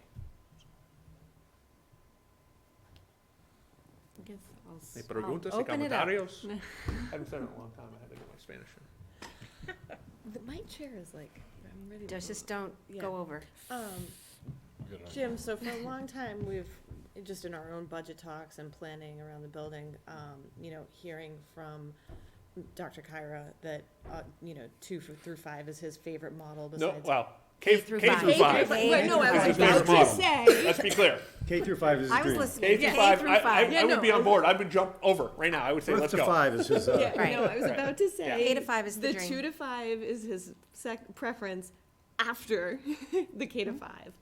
And then we've always talked about Pitaway coming offline because of some of the capital expenses related to age, inefficiency Yep. from a sustainability standpoint. And I guess I kind of feel like this is a big pivot in a way. And so just, can you talk more about, especially with regards to Pitaway and Right. keeping that building Sure. online? I wouldn't call it a pivot, and that's why I wanted to be clear. I don't think, you can go through the minutes, I don't think I've ever stated that the 2-5 is what I was going to recommend. I think what I have always stated was, we have an opportunity to investigate what a 2-5 in a pre-K, K1 early childhood center would look like, and then have some flexibility and an opportunity to take Pitaway offline because of concerns with regard to the building itself, but also to go from 5 to 4 in management and you know, the custodial and maintenance of facilities. It is one extra building, right, that we have to worry about. So we're looking at Pitaway. Pitaway will probably cost us between $500,000 and $900,000 in a 10-year window to get it where we need it to be for a 25-year window, right? Meaning to last longer. That's short money in the end compared to building another 13, adding, and these are rough numbers, so the community don't take me at this, but I will use very rough numbers. To add a second grade wing, if you will, to a 3-5 building is roughly $12 to $13 million, right? So again, we can amortize it, we can look over 20 years and see what does that really mean. But then you've got to factor in the cost that I know now, in having those conversations and visiting the schools, we will not fit the preschool program in the Warren school model, in the Warren school. Therefore, we are going to have to figure out some sort of strategy moving forward with the Warren school in terms of, do we add more modular classrooms? Do we, you know, the maintenance of, and the work that we need to do at the Warren school, for instance, I know there are little things and we're not always thinking about it, but toilets. So, you know, Sarah still has a lot of kids that are actually going through the process of being potty trained. That's 3-year-olds and 4-year-olds. And we would actually have to do significant capital expenditures at the Warren school to reduce, to lower toilets, et cetera. So the cost benefit or of taking it offline, I don't really necessarily see it panning out the way I had envisioned either. I mean, but that's the feasibility study. That's why we do it. So I think that's critically important to have that conversation in our community, is that we investigated all of it. You know, I am recommending a more fiscally responsible building at this point in time, with the understanding that we still have to keep the buildings that we have in good working shape. Yeah. So the 500 to 900K that you think over the next decade, is that just to address the capital issues that we know of right now, or is that any sustainability improvements so that our run cost is low? Our run cost is not very high. So Yeah. that's the other part I was going to mention is, Yeah. as part of this, we're really digging into what it takes to operate the buildings, and via the things we've already done, and we were actually a little surprised Yeah. at. Pitaway does not cost us that much to operate. The things we've already done have helped the renewable credits that we have. The operating costs are lower than we would have expected. Okay, because it was in like the top 30 of most inefficient buildings in the state, Well, and so. I'm not saying it's efficient. Right. And I'm not saying that by 2028, or in the whatnot. next 20 years, all of our buildings are going to be It's not going to be a net zero sustainable. building anytime. Oh, Right, no, no, soon. no, no, negative, but, right? okay. Let's be clear. I mean, right. But it's a building. Yeah. And But it again, can meet some of our needs if. It does meet our needs, Yeah. and that's that's the ultimate, again, what's best for kids. I think having a facility that we know we have, and yes, we have to do some investment in it, but to your point earlier about the 2-5 and the 3-5, you know, Mike and Claudia and I met, I don't know, yesterday or the day before, and we talked a lot about the 3-5 model, and I made a pointed question to Mike a week ago, and I said, you need to look me in the eye and say, hey, there is significant academic achievement gains for all kids 2 through 5 by going to this model. Can't do that, right? We can't, that's not something that we can actually do. That being said, we understand the benefits that we could have with the social emotional piece, the mentoring, the transitions. Those are all benefits that we saw when we sat down as a group to list it out. And as we went through the educational programming with David Stephen, we had a page that talked about benefits and challenges of a 2-5. So Could maybe talk a little bit about that, Jim, and maybe talk, or maybe Mike can, about, you know, we're obviously looking at the Mendez programming as it is now, and how potentially having the second grade in the same building as 3 through 5 Yeah. either works well or doesn't work well with what is being discussed for the 3 through 5 Yeah. level? I'll let Mike, I mean, that's the meeting I walked into. It seems like I always walk into that one meeting with the staff as they're all we're talking about. because talking about the programming adjustments that are forthcoming, but he'll do it more justice than I will. We're obviously spending significant time right now talking about our unification plan and what we're going to be moving to. And I think every time we have the conversation, we have been obviously focusing on what's in front of us, which is the 3 to 5 model. Every time we've brought up the idea of the potential of the 2 to 5, it's more like we're trying to fit it in to see how it would work rather than know how it works. Right now, we know that our 3 to 5 model is something that works effectively. We have some pretty good ideas. Actually, I feel like we're getting much closer to being able to come here and present to you with a real legitimate idea for the future of Mendez. And it works really well with the 3 to 5 model. If 2 to 5 were to move in, we have ways that we would incorporate it, and maybe it would even be a cluster of a 2-3 and then a 4-5, so sort of a lower school, upper school type of configuration. But we also kept on saying that if this is the model that we were going to move to, we would have to have significant conversations with our grade 2 teachers, and talk to the grade 2 staff and talk to the grade 1 staff and talk to Mr. Regan and Ms. Altman and see what their opinions would be, because there could be a sort of that 3-5 model that we're considering, and then grade 2 would be a standalone too. So there were certainly possibilities, but there was never anything set in stone. There is not anything set in stone anyways. But I think that, in terms of a potential change, yeah, it seems much easier, right, from a logistical standpoint to continue going with what we know. And just to, quickly address the question that Mr. Adams had asked. The question. Yeah, which is a really good question. And no, Yeah. I couldn't look at him and say, yes, I can tell you right now that the academic achievement of our 2 through 5th grade students would be, better because they were all together. I can't give that, 100% guarantee. What I can say is we know what we have right now in the 3-5 model. I think that folks will also know that one of the big reasons that I want a K to 5 is because I love that continuity of kids, but it's still not a K to 5, it's a 2 to 5. So there's differences there, right? So, Yeah. In the strengths and challenges that we presented weren't to necessarily sell anybody one way or the other. It was to just show, here are the strengths and challenges that we see. Like I said, I have the very distinct pleasure of being able to say what I want. Just thinking about the school where I live in. I want a K to 5, but Right. that was never the option. So that's not even on the table. So I think that's important to note that, 3 to 5, we're going to continue to do a great job and do our best and make continual improvements and work hard to, work on the task that was put before us to now unify Mendez and do some justice to make sure that we're making some continual improvements there. You can ask probably maybe the same question, but just a different angle on it. Do you feel like we're missing anything identifiable if we give up on the 2 to 5 and go to the 3 to 5? Is there something you look at and say, yeah, well, we're going to lose out on this, but it's on balance, it's not as important as all of it? Things that you think about.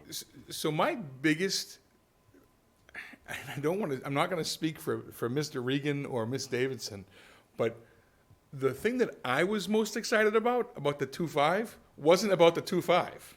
It was about the pre-K 1. That's what I was the most excited about, is that option for that to happen. When you start to actually study that and see it and notice that it would cause us to be playing the game of Tetris that I had to deal with 4 years ago when I was at the Warren School with space, it makes it much less appealing, because now you're running out of space, and where do you put kids, and what are you doing? Is that best for children? It doesn't seem to be. So I think the simple answer, Mark, would be no. We're not missing anything, in my opinion. because I really thought that the best part of it was the pre-K to 1. So if we're missing something, that's the part they're missing. Yeah. But that's still, Yeah. that's still an important consideration, because it was a part of that scenario. Right, but I think if that's what we're determining, Right, you can't. I mean, Yeah. as a resident in town, I want to make sure we're making good decisions for our future town, right? Right. Jim or anybody else, do you guys want to speak to the sort of losses of how significant or insignificant do you think the missed opportunity is of not having the pre-K to 1? And I understand the space concerns right now, Jim, I get that. But I just, this is, for all of us, is No, I agree. a decision that a we big get once decision. every 20 years, 30 years. Yeah. And if we're Hopefully ever 50. thinking about creating that model, Yeah. either it's because a lot of people moved out of Right. town, Right. or we're building another building well into the future. Right. And so, as we think about that, Yeah, I don't know if I have a good enough answer for you. I think certainly Mike stated, I think the thing that resonates with us most is that early childhood center really was appealing to us.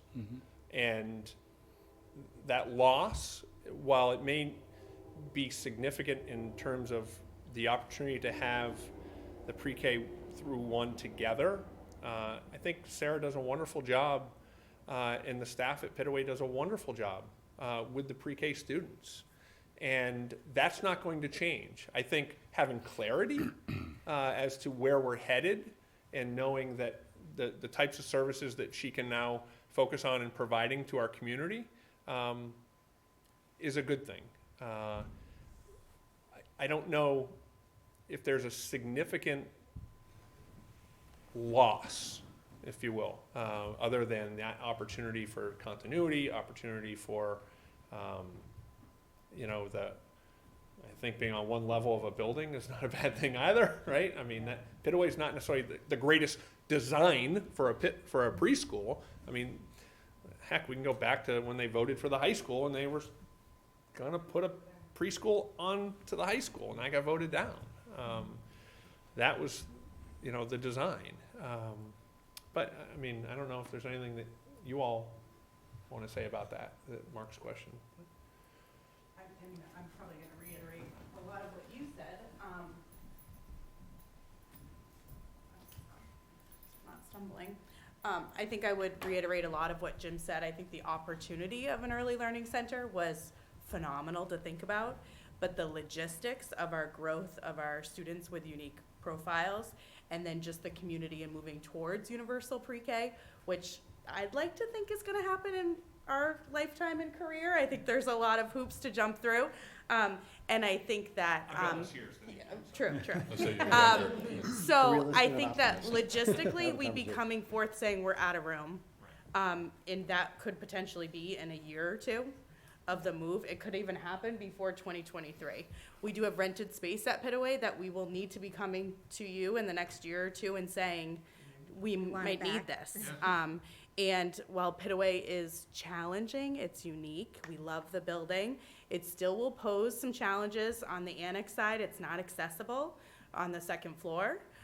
So how are we utilizing that space? Right now, it's for related service therapy or office space, because we're not trucking kids up and down the stairs because there's no elevator access on that side. But we're creative with the space, and it's endearing. It definitely needs some work, but we can do it. But I think logistically we'd run out of room very quickly at Warren, and we'd be challenged probably thinking about things like bathroom, playgrounds, arrival and dismissal, transportation, those sort of things. I don't know if there's anything else, you guys. Thanks, sir. Yep.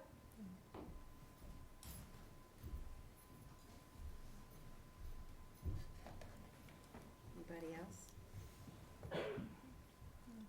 So, I've been intentionally quiet on this, because none of this is, Had your say. What? none of this, What? In other, none of this is new to me. I've Right. obviously been living and breathing it with Jim, and he actually at one point texted me saying that I've been quiet to him as well through this process, and I intentionally was that way too, because I didn't want to, they needed to go through and figure that stuff out. And so I concur with the recommendation, and for a lot of the same reasons we talked about, right? So the benefit of the 2.5 was truly not the 2.5, right? So when that's not feasible, it quickly changes the discussion, right? And I think we all know this, but I think it's important to talk to the community about, they'll look at it and say, when we move a second grade out, we're moving out 200, 210 students, we're only bringing over 95 or 97 or whatever it currently is. What are you talking What's about? the How does that problem? not Yeah. work, right? And I think it's important that they understand the differences in those models, and that second grade is second grade, and we have, unique learners there, and we have this, but that our public preschool is strictly a integrated special education program, right? And that we are responsible for kids transitioning from early intervention and anyone else who's identified as needing those services, and that the amount of enrollment we offer to the community is based off the number of those kids, and that those needs can change without a lot of it. We don't get the notice that people would probably expect from earlier intervention, right? So, so that's why you hear Jim talk about the rooms. That it's probably a 2-to-1 difference in the number of rooms needed for the same number of students. So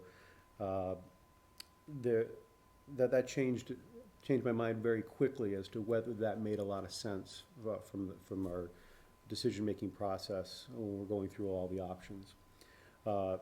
Something he didn't bring up, but it also, there's benefits to the options we're investigating as well. So as we looked through on the building committee, the different options and the different sites, we still are investigating both sites.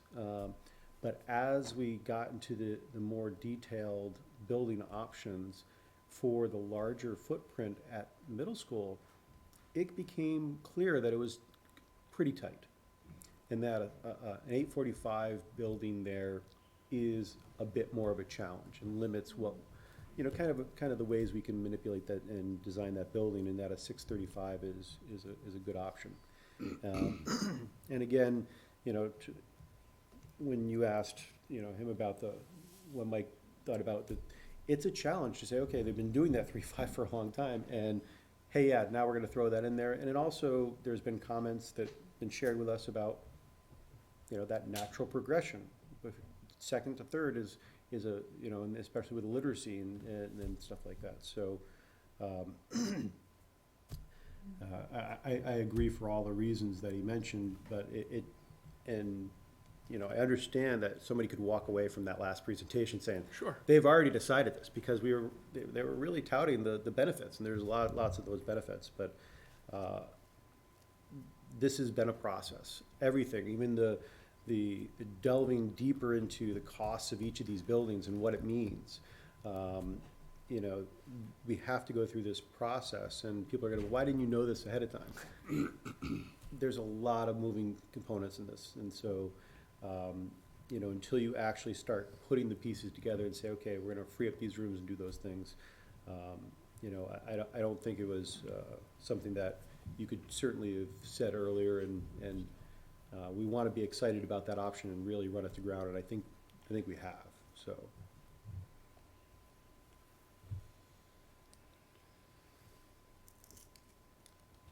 Other questions or concerns? You've said everything you want to That's say it. on this? I mean, you know where I stand, what my Right. recommendation is, so. So, either- timing-wise, we really do need to make a decision so Yeah. that the building committee can move forward with their next Right. step. Right now, we are still sporting lots of different permutations because of this. And we're at a point where we do need to focus on a direction. So, and that's why we can't leave here tonight with ambiguity about the enrollment. Yeah, I mean, I also just express my feelings on it. I'm disappointed, as I think others are. And all of you are right, I think, to focus on the pre-K to 1 aspect of it rather than the 2 to 5 aspect of it. I'm disappointed that with this sort of once in a 20-year window kind of opportunity to construct a building and make it work, that we can't really do what it feels like we want to do. But I also recognize the practicality of it is, you build a 2 to 5 building, you're still gonna end up with Pitaway having the pre-K building, and you're still gonna have basically K and 1 left at Warren.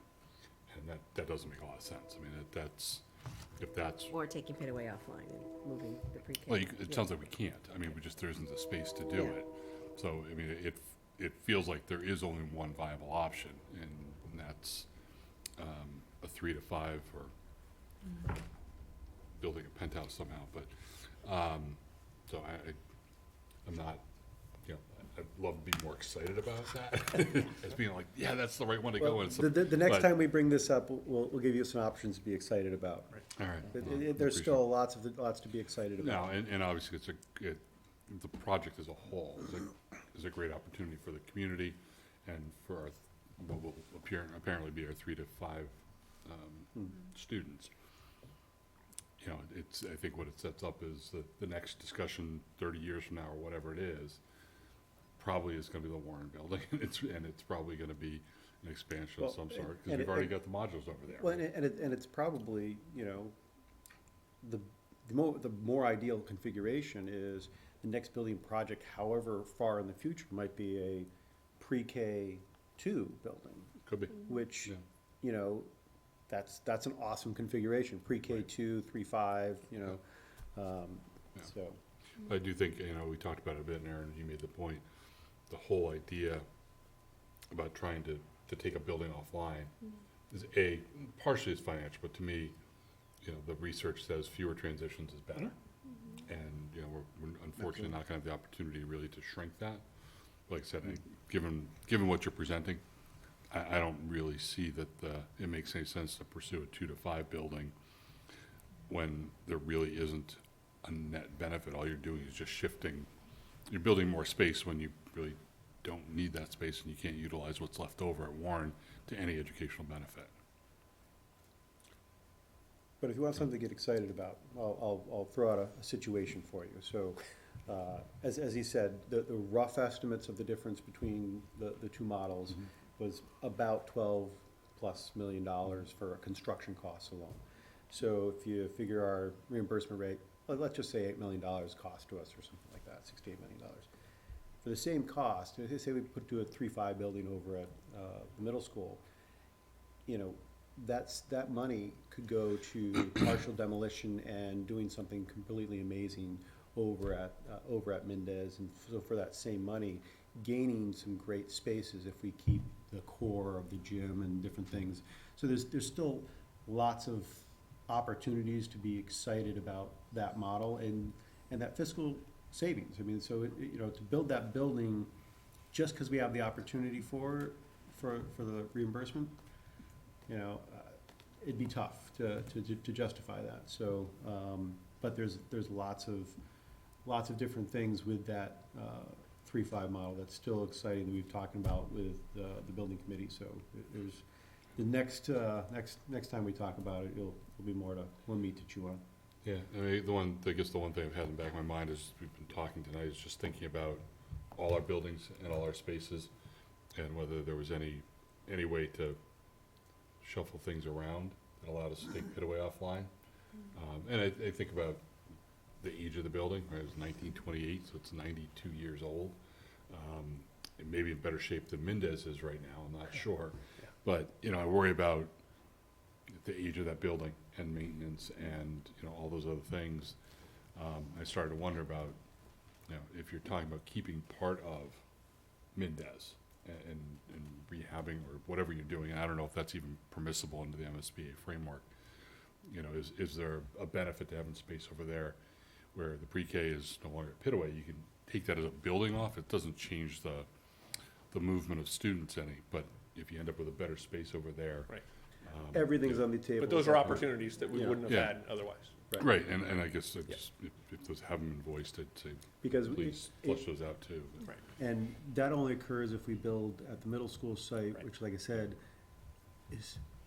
we're determining that is more of a challenge with the larger footprint building. That's right. So something like that, is all those different permutations are on the table. Should 3-5 be built at middle school? Now Mendez is open for all those things, and so maybe it's a partial demolition that includes enough space for leaving enough space for pre-K that is, you know, a good fit. And then now with all that, we do, as a community, still get Pitaway for repurposing for community, whatever the community, you know, needs. So still a lot to be excited about. It's just a rough day, Paul, it's all right. We'll get over it. Well, it's gonna get rough in a minute. Yeah, we're still talking about the budget. Thanks. So we're looking for a motion. I don't want to cut off anybody else who has other Paul's comments. got one. But Paul, you've got a motion? Yeah, so do you wanna, I'd rather somebody else make the motion, just because, you know. Sure. Yeah, because you're on the building committee. and Yeah, so you'll entertain somebody else making that Sarah's motion. got it. I would be happy to make the motion. Do you have it, Kathy? I have it. Well, Well, it's not that motion, Kathy. It's yeah, a different motion. we'd have to change it to 3 to 5. No, No, The Lori's motion, got one. here's the motion. Okay. yeah. The Ashland School Committee supports the 6-3-5 student enrollment option consisting of grades 3 to 5 for the Mendez School Building Project. Second? All in favor? all right. Thank you. Okay. Next, sorry, that was the Yeah, I mean, 10-minute it's, spiel. it's a week. There's Yeah. just, No, and again, thank you. I mean, I can't emphasize the amount of time and effort and energy that Paul and Mike and Paul and the building committee puts into these conversations. It's not, and it's not just something we wake up in the morning and say, this is what we're gonna do. It's, we've got to take our time to do this right. And I feel like we're making progress as a community, and we're making progress as a school system when you look at all of the accountability metrics, and we want to continue that growth and continue doing right by all of our students. And yeah, it's disappointing, Mark. I don't disagree with you. And listen, my bubble was burst on the second day when the landscape architect said, you know what, 8:45 at the middle school, nah, it's not a good site. So I've been hurting ever since. He might have been right. Well, I think he was probably right. Let's see, I'm not an architect. Public hearing. Do we have to open the we public need to hearing? open the public hearing. So I move to open the budget hearing. This is the community's opportunity to respond to the budget information that Superintendent Adams put out. I believe it was, February 12th or 14th or something, a couple weeks ago. And I see a couple people who are residents, but also probably here to either listen or because they work for the school district. But I don't see anybody else, so. This isn't the only place to be in town today? Yeah. So if there is anybody in the room that would like to share any response to our budget, please feel free. Vegan? No. Yeah, Chris, do you have anything to say about our budget? yeah, He will, Yeah. he will. Eventually. yes. You're gonna inherit it. So, you know, it's- Right. So, again, we'll keep this one short because all the information has been out there. I published it.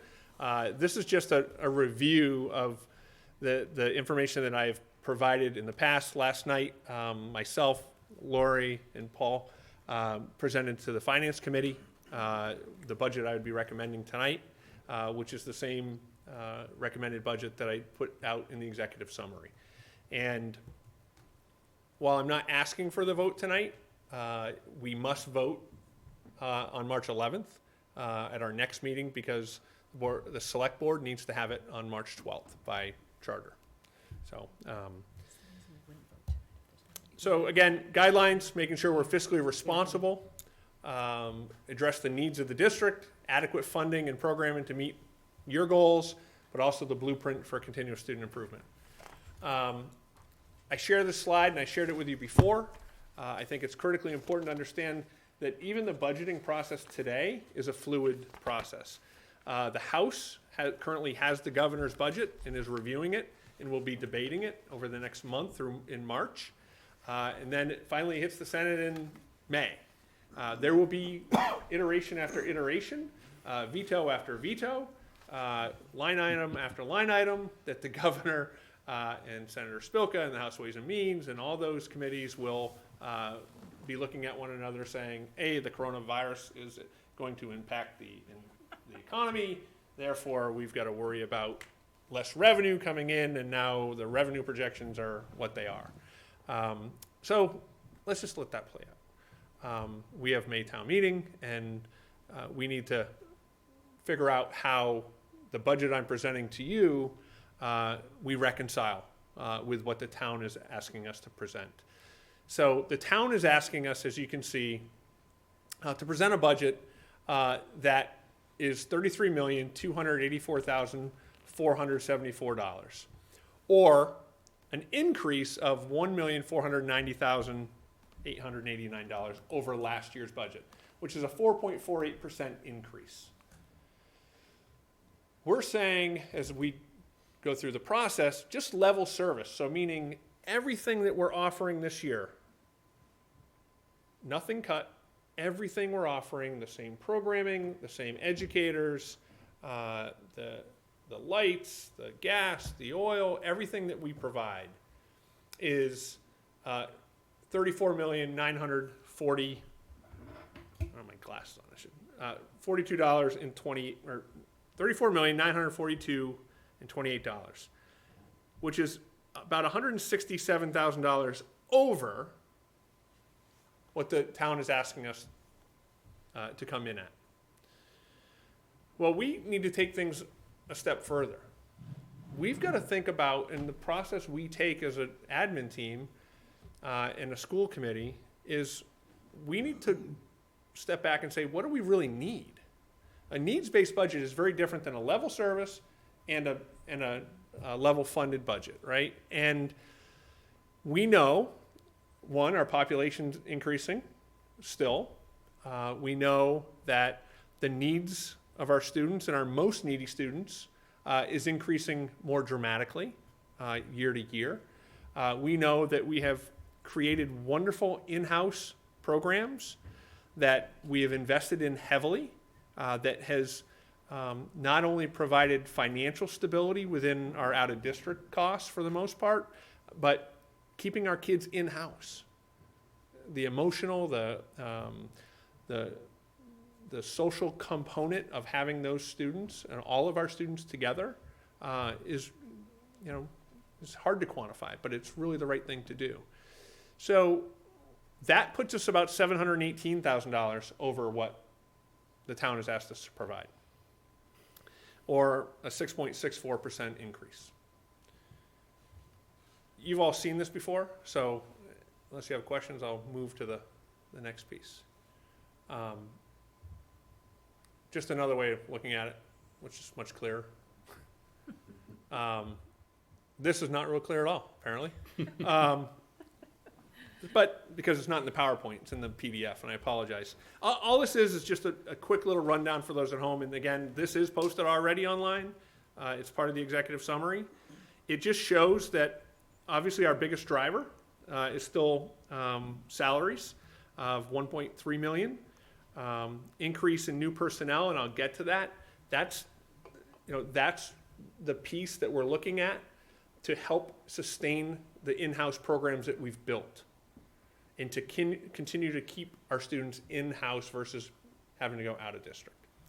That's not all we need, though. I mean, Dave's sitting here, and he has mentioned before, I mean, our enrollment numbers at the middle school are through the roof right now. Yes, I do believe there's a bubble over the next 4 years, and they're going to come through based on projected enrollment and current enrollment. But that being said, it is challenging at the middle school with class sizes of 27 to 30. It hasn't happened. I want to give a lot of credit to Dave and Mike and especially the staff at the middle school for working through those challenges and working through the numbers and continuing to produce unbelievable results under really adverse conditions in terms of class size. And they have, and it's been it's important to recognize that in the staff. We do have students who we will have to move into out-of-district placements next year. You know, our total numbers get the same of 36 students from last year to this year, but the increased cost is $356,000. And you can have one or two students who are in the hundreds of thousands of dollars, which we do have, that make that number increase dramatically. Jim, just yeah. on that point, are those figures are based on what our students who are out of district placed now, what their cost of their programs is? This isn't an estimate or a projection. No. Maybe it has a little bit of an increased cost estimate, but It's, It's a this is a fact. real number. this is it is a real number, but it's projected based on current Placement. placement where those students would go, right? So you can anticipate a 1 to 3% increase in private out-of-district placements. Right. Okay. So But it's not, this isn't one of This those is things not- we're saying, well, This they have could happen. 36, No. it's No, no. 33, but, okay. Yeah. no. This is This is reality. the one thing we have always done under my watch, and Kathy and I have had that conversation. The kids that we believe are going to need to be outplaced, we include in our budget. The kids who are 50-50, typically, we don't. We don't know if they're going to have to be out. But the kids that we have in this budget, we're 100% convinced that they're going to be outplaced. So how does our budget account for those that are sort of the 50-50? Some are gonna probably go out, some aren't? So, so the difference with how we approach it is we still get a lot of fluctuation throughout the year. So we may get kids over the summer who move out of district, meaning no longer residents of Ashland, right? And then a kid who is in town may end up going to an outplacement. Or, quite often, we get kids who are from out of Ashland and who move into Ashland. And then we have to account for them as well. So what happens is we're constantly reviewing, the data in terms of the number of kids, but where they're being placed. That's why we're building programs, so we can keep those kids in, so we don't have to send them out. But what happens is, constantly, we're also reviewing when kids are aging out of the programs. So I shudder to think in 3 years, we looked at the numbers, there's in the 2023 fiscal year, it's $930,000 of the $3.6 million that we're spending this year. And it's really 3 kids for the most part. But we also know there's going to be a backfill, right? We know that's going to occur of other kids coming in. We just hope it's at a 40% rate versus the 100% rate, so we can then continue to build other programs. And it's critically important that I don't ever want to stand before you, or Kathy stand before you, or any of me standing before any of our faculty and say, we need to pit one against another. They're all of our kids. Some of them have more specific needs than others. And this is why we are a public school system, and this is why we invest in those programs. And sometimes it's at the cost of the 82% or 84% that are not on plan IEPs, or so it's a balance for sure. Enrollment, as you can see, we're up 42 kids this year, slight decrease from last year, which was good. But that net 42, thanks, Dave. He's probably up 60 at the middle school overall.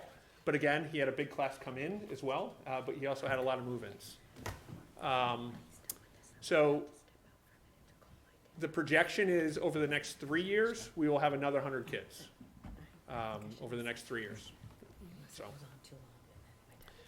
and it's all across all grade levels. Here's the point I was making. 36 students last year, 36 expected next year. It's a $356,000 delta of the cost, or 11% increase. And again, the need of the children who need to go into that outplacement versus the kids who are coming off the outplacement were not as expensive, if you will. So,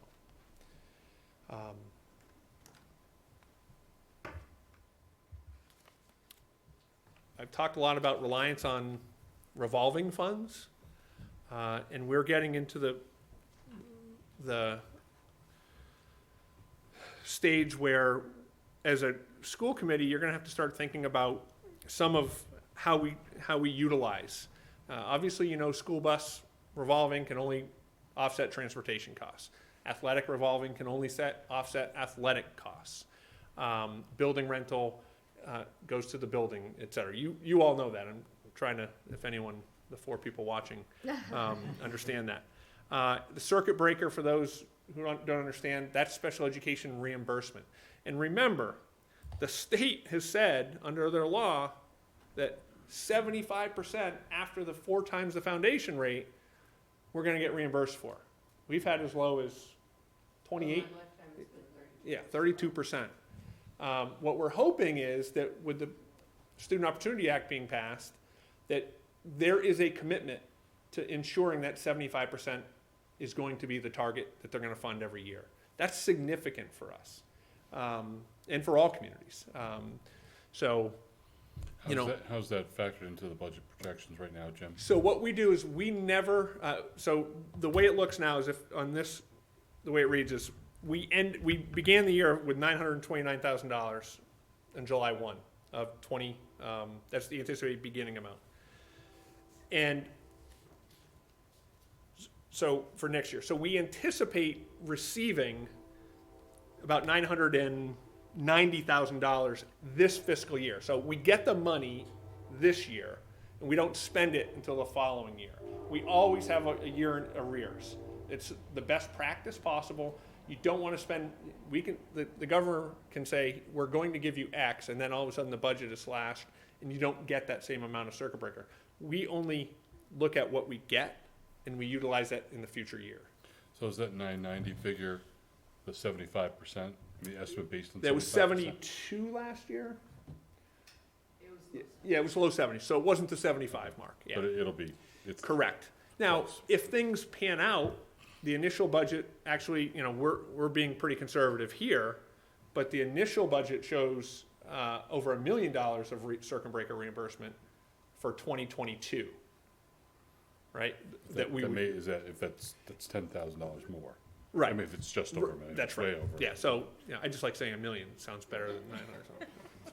Makes it sound better. You can round up, Mr. Accountant. You're just a Debbie Downer today, Mark. Right? I'm telling you, you burst my bubble with the pre-K thing. Now I got to look at this. But the one piece I do want to talk about and emphasize is our school choice money, right? So if you look at what we're anticipating closing the year at is over $1 million in school choice funding. We are offsetting part of the budget this year of $275,000. Now, saying we're going to end the year at 1.3 million, but I want to be clear that we have provided about $150,000 each year to the schools. Like we divvy it up in technology. So, and that's not part of the operating budget. That's outside of the budget where each school can supply lines, textbooks. So going back to 2007, when they cut all the supply lines and textbooks, we had to fund it through a different source, which was school choice. So if you really want to look at the number, we're truly expending about $425,000. So we'll have about $1.1 million left over. That's the projection. So as we look to close gaps, I just want you to be aware that that's as large as we've had in the overall school choice funding. And it's not because, and I want to be clear, and Kathy and I had this conversation, I had it, Paul as well, that our choice number is up to in this instance, 472,000. You're like, wow, that's great. We must have a lot more choice kids. The answer is that's not true. We're actually declining in enrollment in choice because we're not offering choice. What happens is we have 3 kids last year, two, I think maybe two this year, that were students from other towns who choiced into our community, and then they were outplaced, right? So when they're outplaced, we actually run, because it's a choice kid, we fill out the form to submit to the state for reimbursement from, we'll use Medway. It's not Medway, but we'll use Medway. Medway sends us the kid, we get their $5,000, but all of a sudden now that kid, we decide, needs to, a better suited place is somewhere else. And so that student goes to an out of district, and now it costs $100,000 for that student. We're not the circuit breaker reimbursement community. We're a choice community. But because we're paying for it, and we actually pay for it through the out of district funds, the special education line, we get reimbursed through choice. So we submit to the state saying, hey, this kid choiced in, now we've got to send them out. We shouldn't bear the burden of the cost, which the state agrees with, but we get the money back through school choice. So we have within this choice money students who have been outplaced. Okay, I want to make that clear. And that's significant. It's not just the kids who are coming in. It's kids who have been outplaced, who we have sought reimbursement for, that we've spent out of the operating budget. And are we getting 100% reimbursement on that? Or No. Is it, okay. Yeah, It's it's still- the same, but the money flows back through choice. Why wouldn't they just go back to their town Medway, then? right, or It's against the law. Medway is- It's against the law. So Well, would right. so the parents chose, they wanted their child to come Yep. to Ashland. Yep. So maybe they were in the system for a few years, and then Ashland realized they needed Could to have be been 12 years. outplaced. Yeah. So it's not just like, okay. Right. So then, yeah, right. So then if they've been in the system, you wouldn't just send them back, right? Is that, You can't just send them you back. can't, Yeah. right? Right. So, And remember, with choice, we don't You get a have- choice. You don't have a choice. We open up the seat. That's Kids not have a how it choice, works. we don't have a choice. Right, right. If they come and Well, they're, like I said, and they're first so in it's line, not- they get It's in. not like, it seems like, it's not like they're in another town, they're like, oh, we'll go to Ashland, but then Ashland sends them out. But that's not how. That's not how it That's not how works. we operate. I will be clear. Yeah, That is how some communities operate. We've had that happen where we're not sending a kid out. There's a choice seat in another community. They decide to go to that community through a choice seat, and all of a sudden now they're outplaced. Now, theoretically, and Kathy, correct me if I'm wrong, there's supposed to be this collaboration between districts before anyone sends anybody else out. So if a student is, that's the way it's supposed to be, right? So if we have that kid from Medway, we should be having conversations with the Medway folks as part of the team process before they're actually outplaced. And so Jim alluded to it. okay. I question him a lot on this line, because Yeah. I'm like, holy crap, this is a lot larger than I expected. Yeah. Yeah. And that's when he explained that we do have some kids that are contributing to that, and it comes back through this bucket. It's not just a tuition, a straight tuition thing. So I guess what I'm most curious about on the school choice line is, so we're anticipating a balance of this July 1 of 1.1 million. Yep. As of FY, or July 1 of 21, we're looking at 1.3.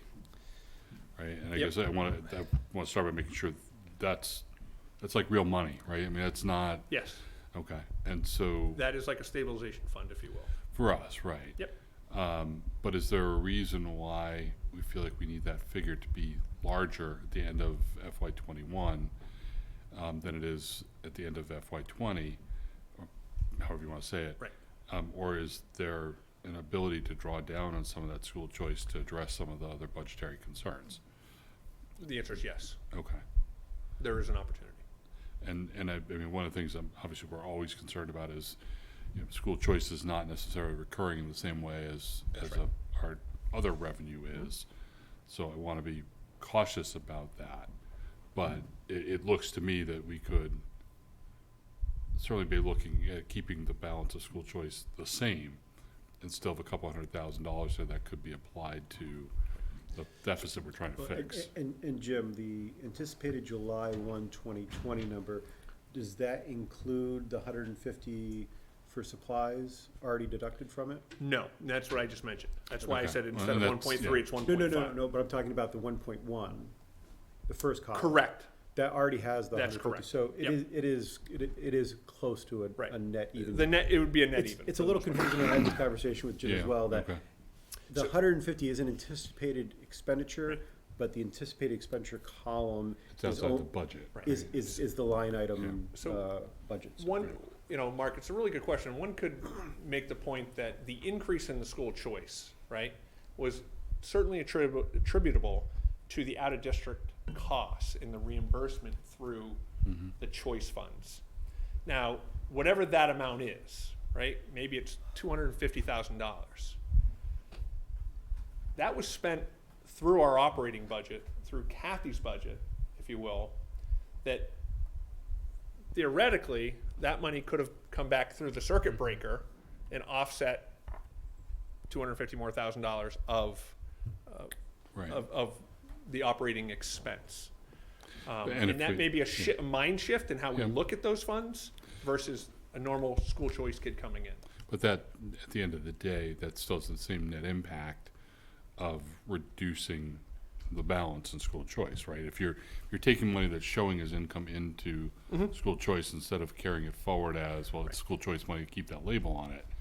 If we're basically allocating some amount of money, whatever the figure is, Yep. to other costs, other parts of the budget, it's just a matter of how you show it. The money is, it's just a matter of how this shows Right. and where it comes in, and how you process it, right? Yeah, except the circuit breaker automatically goes to reducing the operating budget, right? So it's automatic. Yeah, I understand. I mean, Right. We're not doing that always with the choice money. right. This is one of those places where I think sometimes the way we have to do things, I know it's the way the state directs it, makes things a little more complicated. I think at the end of the day, I look at things as, are they recurring revenue sources or non-recurring revenue sources, and what flexibility do we have around them, So sort of busting as compared to school great choice, question. right? So I think from we could have this argument that the increase of the choice because of a student who's outplaced could be recurring if that student's been outplaced more than 1 or 2 years. So those funds that are coming out of, Right. we are technically, we have not taken those choice funds and, for lack of a better term, reimbursed Kathy's side of the Right. ledger, if you will, Right. right? We haven't done that. It's still sitting in choice. What- Yeah, but I think if we look at the history of that account, Right. there's been good reason not to do that, at least in its totality, because of where that sat. Right. But now with this significant bump, if it's at a position like this, which I think we probably all agree is a bit high, right? To maintain it that high, Yeah. that we should look to potentially So do we that. can look at the guidelines as to what is, what is the Department of Revenue think is the right amount within that account. Yeah, and that's kind of. I think that's where you're one of the headed. questions. Yeah, it is, Yeah, exactly. yeah. And, if you sort of, one of the questions I was gonna ask is sort of if you take out the reimbursement for out-of-district placement, sort of what is our true school choice, so- $5,000 increment revenue year to year? And then, Not walking away from you. I was gonna say, where the hell are you going? Sort of what's the level of that number, and how consistent is that? Because that might be, it's important for us to be able to maybe distinguish between the two Right. sources. I did bring it. Ballpark is okay, Jim? I can't ballpark that. It's big enough. In this instance, Mark, it would be, I think, about $300,000 reduction. And Jim, while we're talking about the out-of-district, for school, Sorry, I have for choice kids that come in and that need services that are not out-of-district. Yep.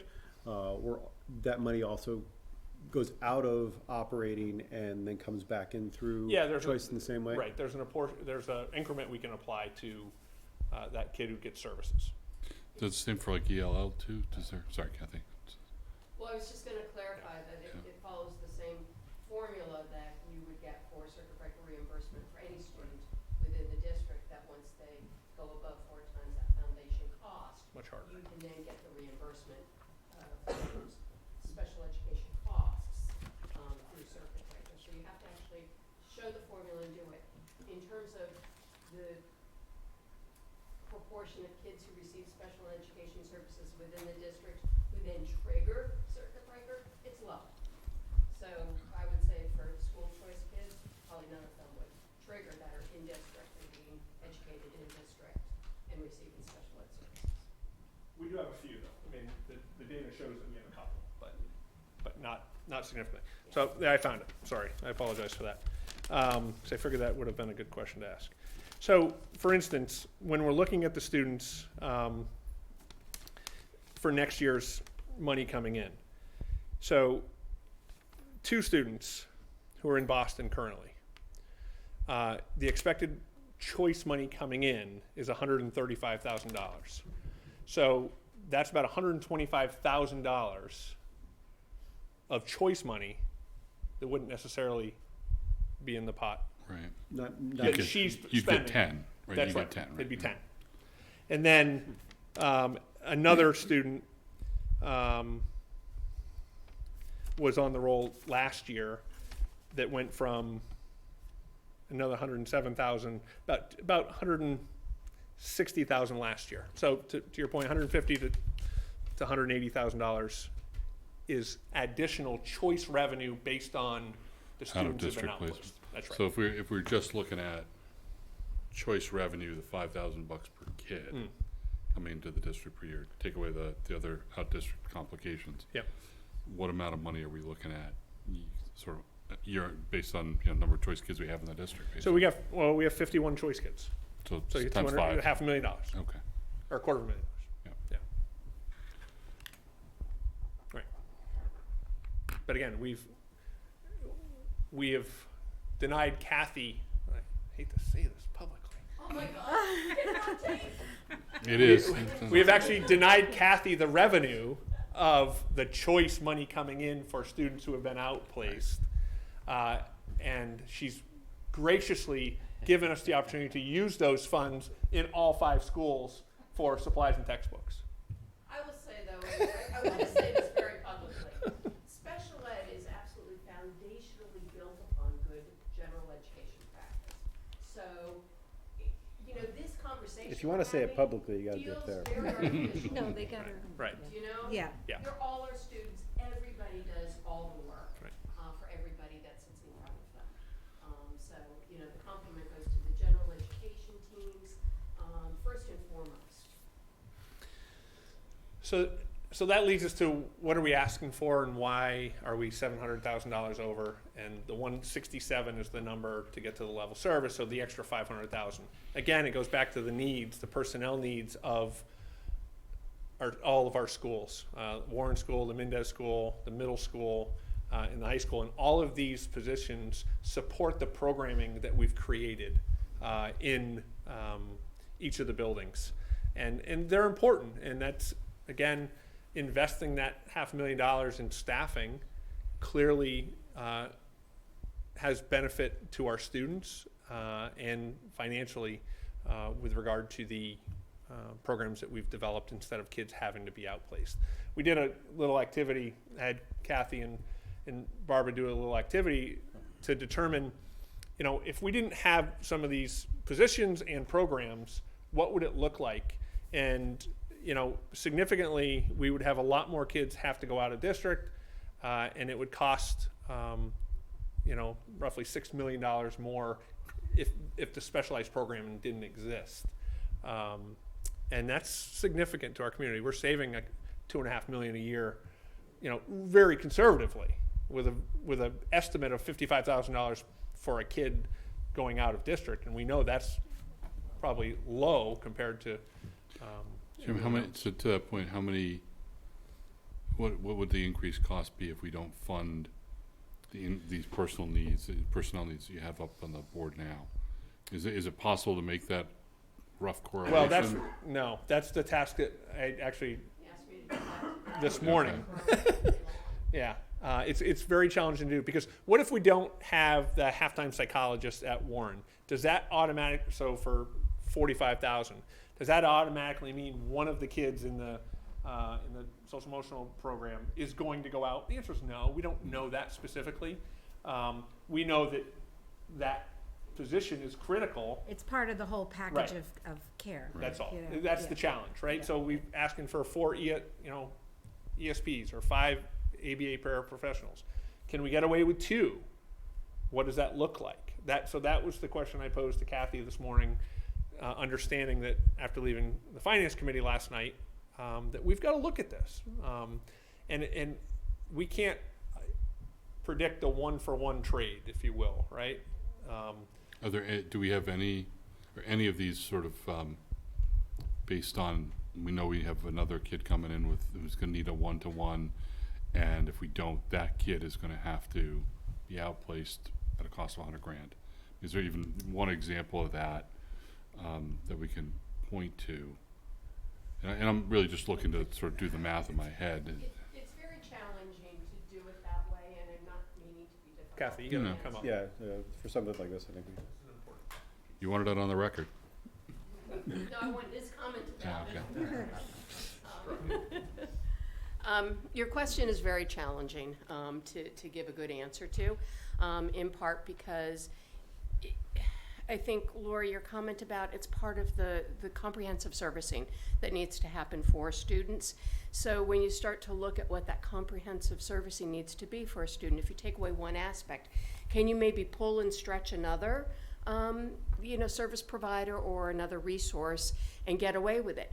Well, you might. And trust me when I say Jim every year asks me to do just that, to stretch our resources and see if we can get away with kind of doing without, so that we can be fiscally responsible to the community. We understand completely how difficult and challenging it is to pay taxes and to have a great educational system and support unique learners when people are having a hard time balancing their own budgets within their own homes.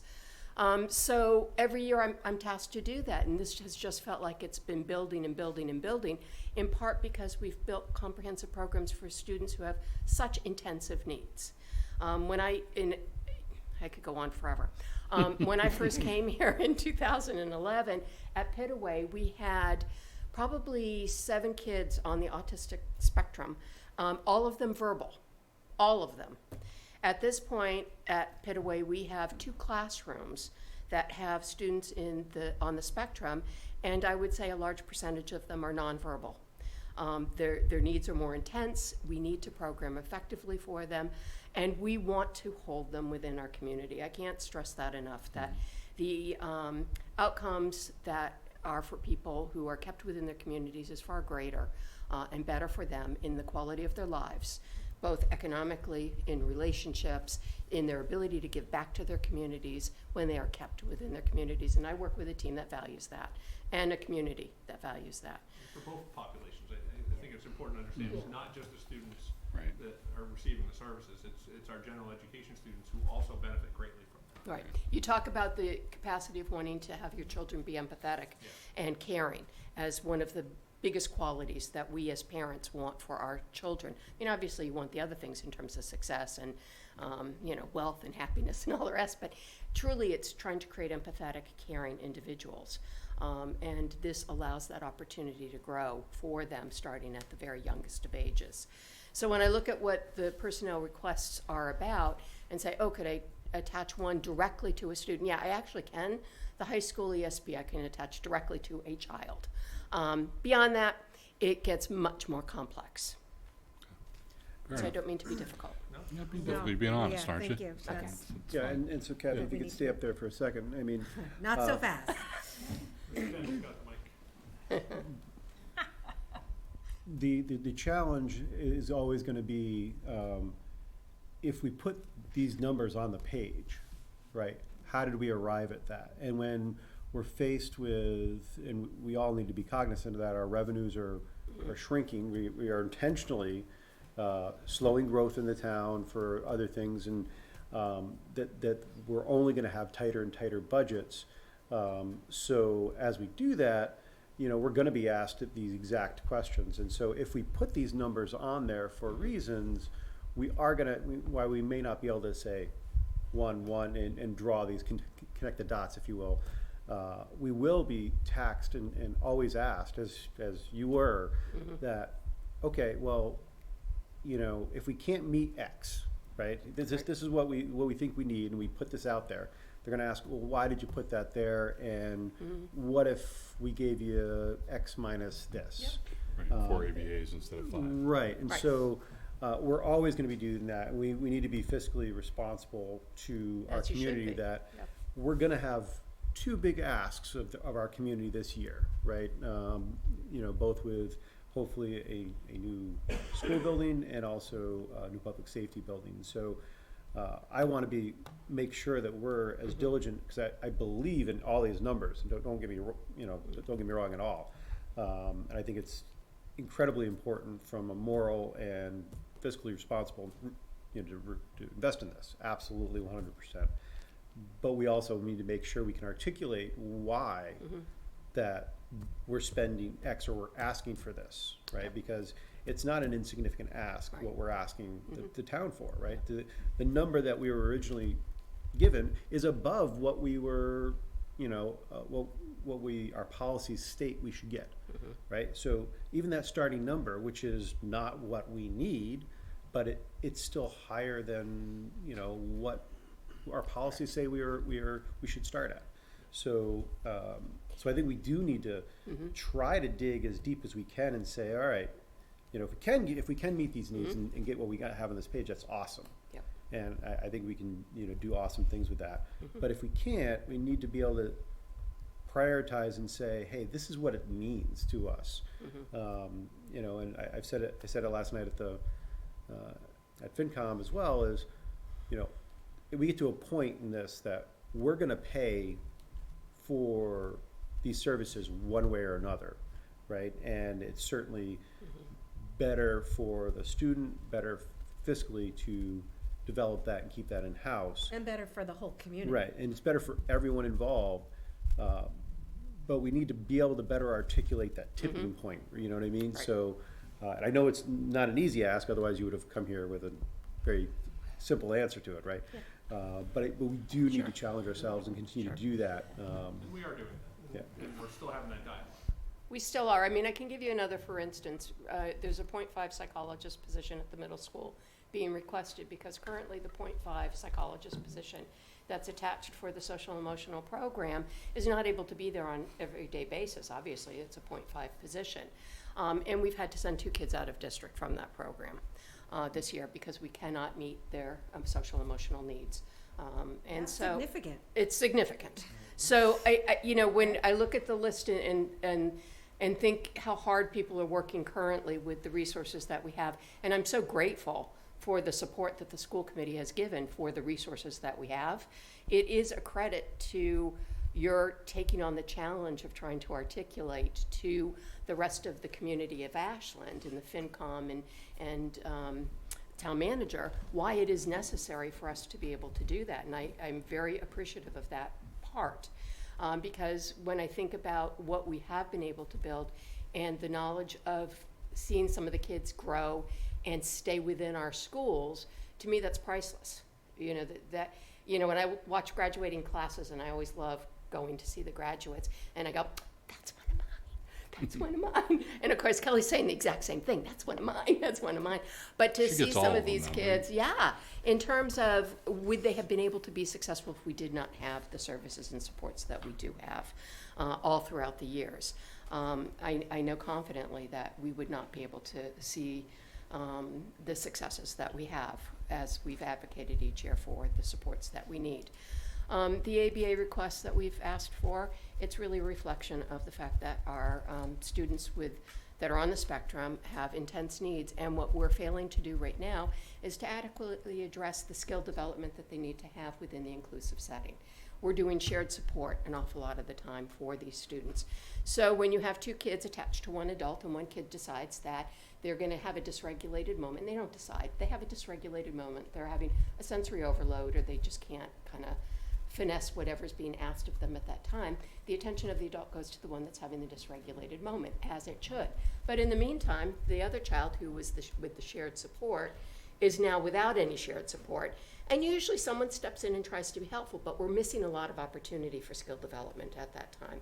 And because we're now marching forward, a great number of students that started at Pitaway and now we're hitting Mendez in the middle school, we're realizing the effect of not being able to develop the skills the way we would like through those years.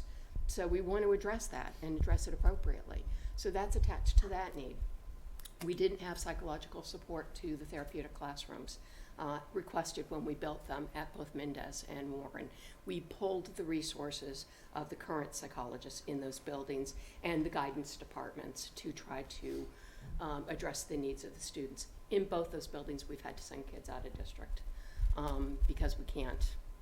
The resource just needs to be built in. So I don't know if that helps. Well, I just want to add that, these items did not just appear on a list on February 12th or 14th when this went out to the public. I mean, these came as a result of what I'm guessing, and I wasn't present at most of, some painful discussions amongst all of you where you had to rank things and narrow it down and whatever. And then an hours-long meeting, again, with all of you and us, where we basically only got to talk to Kathy. And we had, 2 or 3 hours to ask her all these questions. Are you sure you really need these positions? This isn't, I don't think at this moment is the time to really say, are we sure we really need those? I mean, I think that work has been done for the past, however many months. And we did that, I think, diligently when we had our budget meeting together. And, at least my feeling is that, at this point, everything is on there because it needs to be on there. I mean, whether or not we need to make a decision, some painful decisions about, what has to stay and what has to go, because we are up against, a wall and we have to make some really difficult choices. But I think the discussions about justifying the positions have happened. I think it's important though, Lori, I mean, I know we've had our budget workshop, it's open session, but I also do think it, particularly as a part of our budget hearing, and probably I think the only detailed on-camera discussion, maybe we had the one at the last meeting too. I think it's helpful to kind of draw this stuff Absolutely. into. I'm not saying that it's beneficial for anybody who might be listening, either now or later, to hear this conversation. But I also want to be clear that this isn't the first time we're having this conversation. No, of course not. And it's definitely not the first time you all have had this conversation.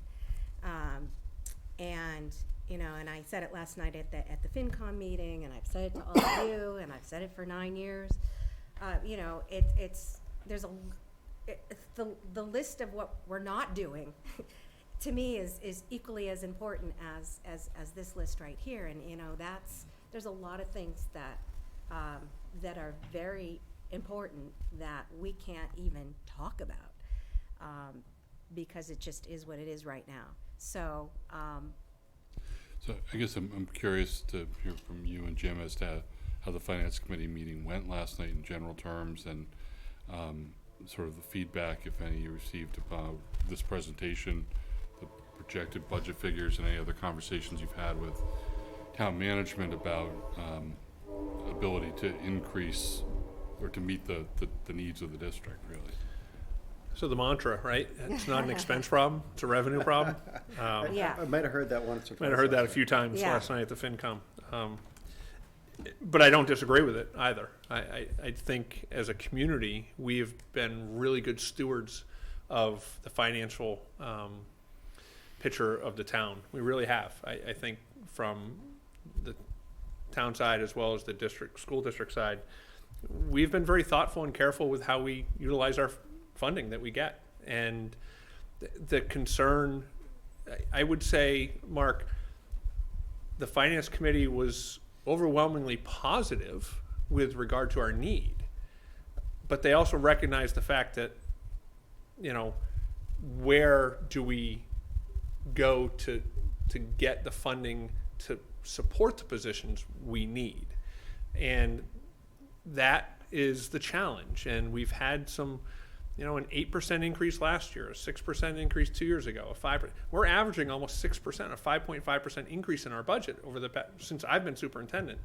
That's, to me, is pretty amazing for lots of reasons. But I think as we talked through, they certainly, the question was, okay, so how are you going to fix it? That was the question, right? How are you going to fix it? Michael and I are meeting again on Friday and having another round of conversation with regard to what we can do and what's appropriate to be done. And that's, I think, to me, that's the piece that is important.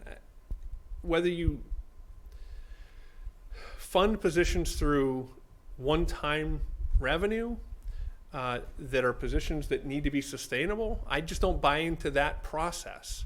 And you can't sustain a program by using stabilization funds to support teaching positions. It just doesn't work long term. It can work for a year. But what does it look like in year 2, in year 3, when you've depleted your stabilization funds or your school choice funds, and then those positions have to go away? Well, I guess, and I totally understand what you're saying, and that you're speaking to the two sources of money that I feel like we can look at. One is the special education stabilization fund, the other being more aggressive use on school choice funds. I guess the other thing that comes to mind is that the town often returns a healthy number in free cash, and then we see a supplemental appropriation in the fall, and it's only now almost March 1st. But is there any projection on what a supplemental appropriation might look like? Yeah, FinCom asked that question last night as well, and the answer is no. I think partly because the estimates for the revenue numbers that are coming in are significantly lower than they have been in the past. Again, partly because the town is invested in properties to reduce the amount of growth in this community. But there must be some free cash estimate at this point. I mean, there's maybe not. it's not there's none? No. There's not. I mean, it's early. I mean, it's basically. So again, remember, the free cash is based on the current year's income, right? Yeah. We don't know what that's going to look like this year. And we have policy in how free cash is then divvied up in terms of whether it goes into the Special Education Stabilization Fund, it goes into capital projects, it goes into free cash, it goes into the OPEB liability. I mean, we have a really strong policy, and we've benefited greatly. I don't ever want to step away from thinking that all the capital projects that have come our way through that policy has been significant. Yeah, and I think it's also important to note that, because there's a misconception in the community, because the name of it is awful, free cash, right? Yep, like, free hey, cash. look what we found, and it's not that at all. It's a very intentional thing, and we've normally been right smack dab in the middle the last several years of where the Department of Revenue wants you to be with that free cash number. So it sounds high to everyone, and sounds like a lot of money, but it's intentionally budgeted that way because of the best practices put forth by the Department of Revenue, which directly then impacts our bond ratings, which impact our borrowing capabilities and our costs, and so. Which are important for some of the upcoming projects. Which is dramatically important and fiscally responsible. And to your original question of how it went, and to piggyback off what you mentioned, we're very fortunate that we can have those conversations with that group, and they get it. Yeah. And they're very supportive. Michael Herbert is very supportive. He gets it. There's very few towns where you can sit in that room that we sat in, have the conversation, and nobody's, banging it back at you. But then it pivots, and it's the reality of, all right, well, the revenue isn't there, and they said, Jim and Michael. Basically, that's what Michael said. Listen, I'll come to your meeting and I'll stand up there and I'll tell the community at your budget hearing how important these positions are. I am not suggesting that. He just doesn't have a solution for it. But the FinCom basically said, Jim and Michael, you guys need to go in a room and figure this out. So that sounds like that's where we are. Right, and that's why I'm not proposing that you vote on a budget tonight. That's why I'm not proposing that. I think we have some work to do. I think Kathy and I have work to do. I think the conversations that our team has, we have some work to do as well. And, you know, Michael and I are meeting on Friday. And, you know, again, by the time I come to you on March 11th, when we have to have a number, you'll have a number that I feel comfortable with. But I'm hoping that that's a collaboration. You Oh, know, it will be. yeah. Yeah. No, I'm not just saying, I'm just saying, it's a number that I would feel comfortable moving forward, Right. meeting our needs. Yeah. Right. But what I'm saying is whatever you have to do, I hope it's like something that we're both kind of participating Oh, without in. question. Yeah, and I believe Michael and I have worked collaboratively together for 5 years. You certainly and we have, have done really, really good things Yeah. for our community. So, Yeah. And Mark, you had mentioned also the stabilization fund and stuff like that, and that topic was. Came up last came night up as well. last night, and, you know, and it's not an easy conversation, because what we said that was gonna, what our promise was about how we would utilize it, and then just, you know, I believe one of the members brought up when we created it, that there was resistance as this is just another, you know, tool of manipulation to hide things. So, you know, if we do it because we didn't foresee something, I would be totally for that. But we could say, hey, we know we're gonna have this, but you know what, we'll use a stabilization fund and it'll be replenished. But if we're doing that, we should really be budgeting for it and doing it on the front end. With the only exception that I brought it up last night is if that doesn't make us meet our free cash and it has that debt impact that we're talking about, then I can see, okay, well, you know, we can have that conversation, but, Right, there was a all- suggestion about, you know, changing maybe even the usage of that. right, so fund. those things are still all out there and discussed, so. Yeah. But again, I wanna reiterate how we're in such a great place from the collaboration perspective that every one of those people at the table and FinCom, and including Brittany Yep. in finance and Michael, they all get it and they support it. Absolutely. And it's been going that way for Yeah, years. and it's just, we have a reality, and, you know, Michael's mantra is, it's not an expenditure problem. Right.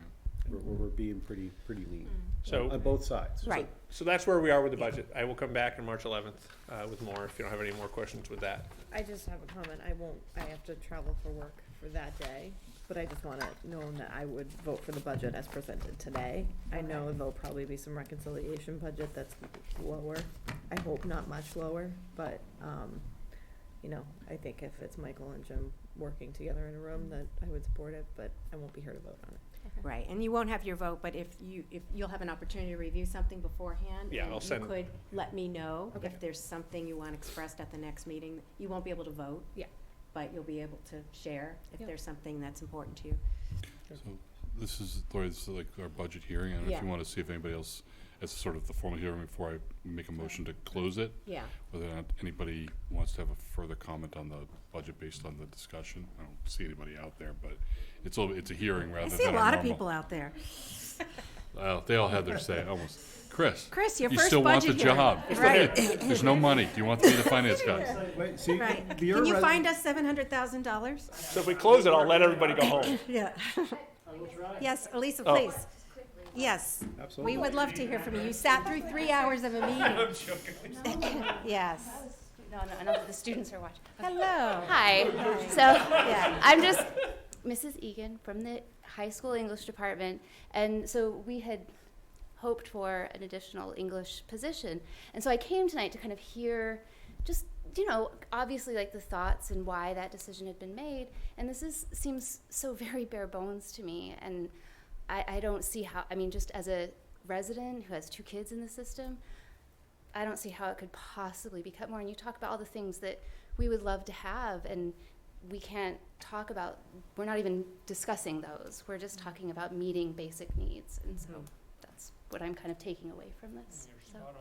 Yeah. Thank you. Yeah, that's Yeah. exactly, Absolutely. you know, how I feel about it. And Yeah, I think we all do. I mean, we Yeah. didn't even talk tonight about the class sizes you mentioned in passing, Jim, but Right. yeah, the class sizes at the middle school right now are, Yeah, I mean, we have another $1.7 million of what I would still classify as needs within our, and that includes the English position, that includes half teams at the middle school, that includes opportunities for other electives, that includes, more electives, art Right. programming and music, And, for whatever But it's it's a worth, reality. those things are equally Right. important to me. I said that Yeah. at the FinCom meeting, and I even Yep. brought that up specifically, about the crowding in the middle school. If my kid were there, and the English elective. we But could we're doing bear- a great job. We're doing a great job, but I think it's important to, important. that's what we're known for, doing a great job with what we have to work with, and we're really, really proud of that.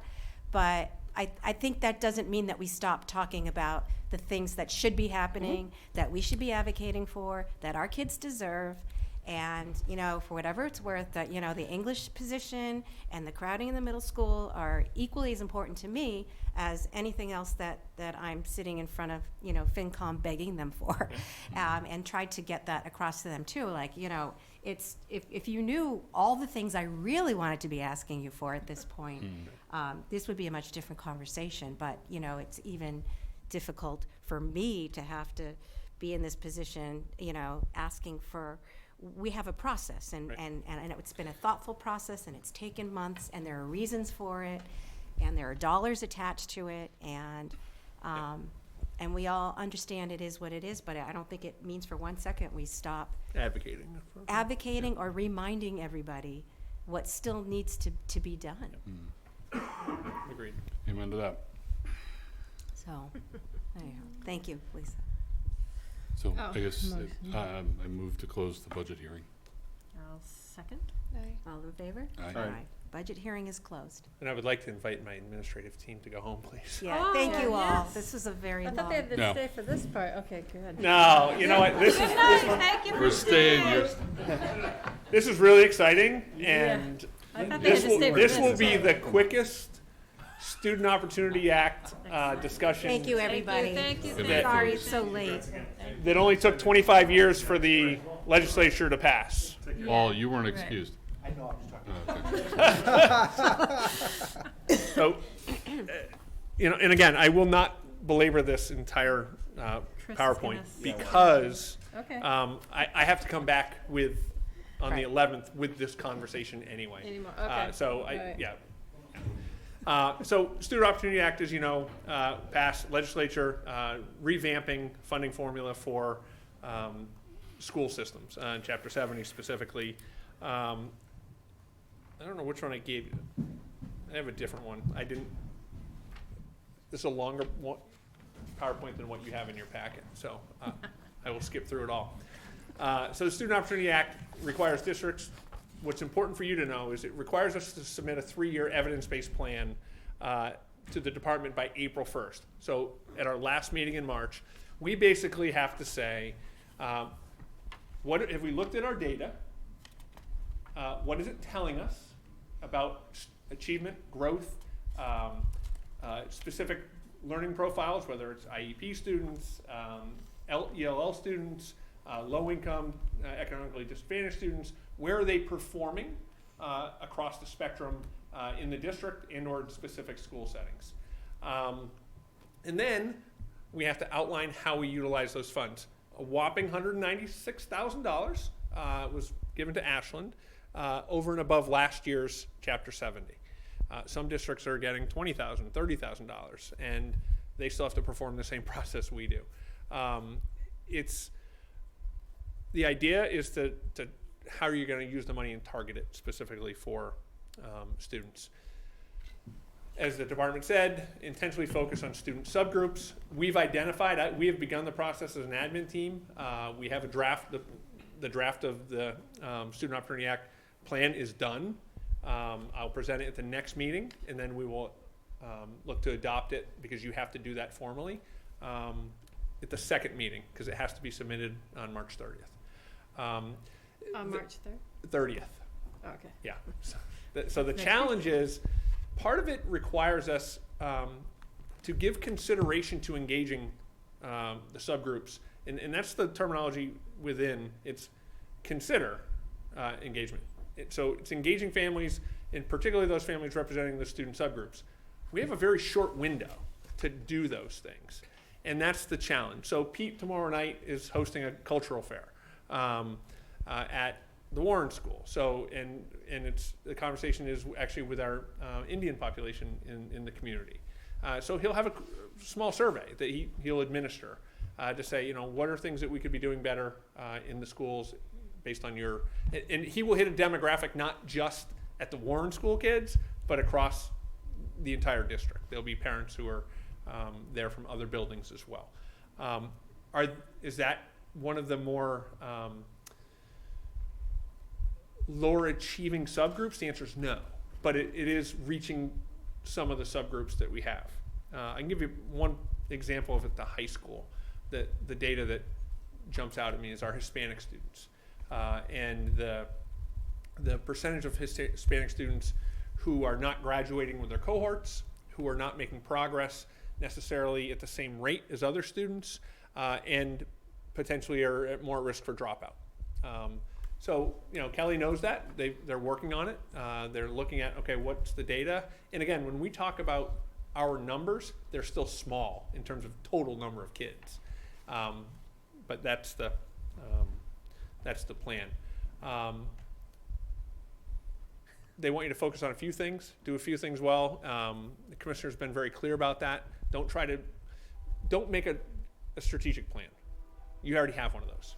Grab a couple things from your strategic plan, reference it back into the Student Opportunity Act plan, and you should be good.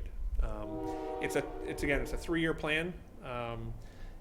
They want you to have right here, the 17 examples of high quality programs. And this is what I was referring to earlier about the pre-K. Expanded access to full day, high quality pre-K for 4-year-olds, including potential collaboration with other. They're willing, in the bold, they have grant money set aside through the Student Opportunity Act to help communities move it to this model. They're not necessarily saying it's all public schools who have to have the pre-K. You can collaborate with private preschools as well. Would that be above and beyond? Yes, what we currently do, and have a plan for that. That being said, read the tea leaves. This is where we're headed. Yeah. Mm-hmm. Kathy. So go to the next one, the talent development. Of these 17 examples they give, how about number 12? I'm like, that sounds great. Increase staffing to expand student access to arts, athletics, enrichment. Yeah, so those are right. So they're looking at the 17 evidence-based things that we can do to improve student achievement. It's important to look at the highlighted, the bold ones, because the state is saying, if you reference those, we're going to approve your plan. right? Because you're meeting what we think are the top of the 17. Yeah. So like diversifying the educator administrator workforce through recruitment and retention. The conversation that we've had as superintendents is that's all well and good. And I think, and I've referenced it actually in our statement, we are trying those things. Paul and I are visiting Framingham State, Bridgewater State. We've done diversity fairs. We are going to places that are looking, that we're looking for diverse candidates. Twofold problem. One, we've been clearly told at a couple universities that the diverse candidates don't want to go to the suburbs. They're more interested in actually going back to cities. And two, the number of positions that we have open each year is very small. And we can't add a staff member, if you will, unless someone is leaving and retiring, right? So if you got an English teacher and you want to diversify your workforce in the English department, if you don't have a position, you can't diversify it. So those are just things that the state is looking to do. We try, and believe me, we work hard at looking at the things we can do.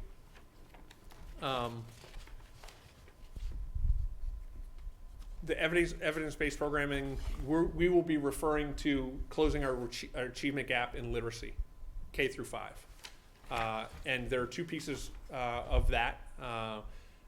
Certainly the social emotional well-being, responsive classroom, evidence-based, we're implementing and still in the process of implementing that, as well as moving to the literacy writers workshop model, Columbia University model. So we'll be including those things. Next year we're starting to roll that out. We're getting the PD, we're purchasing the materials. So I believe fully they're going to look at that and say, Ashland is on the right page.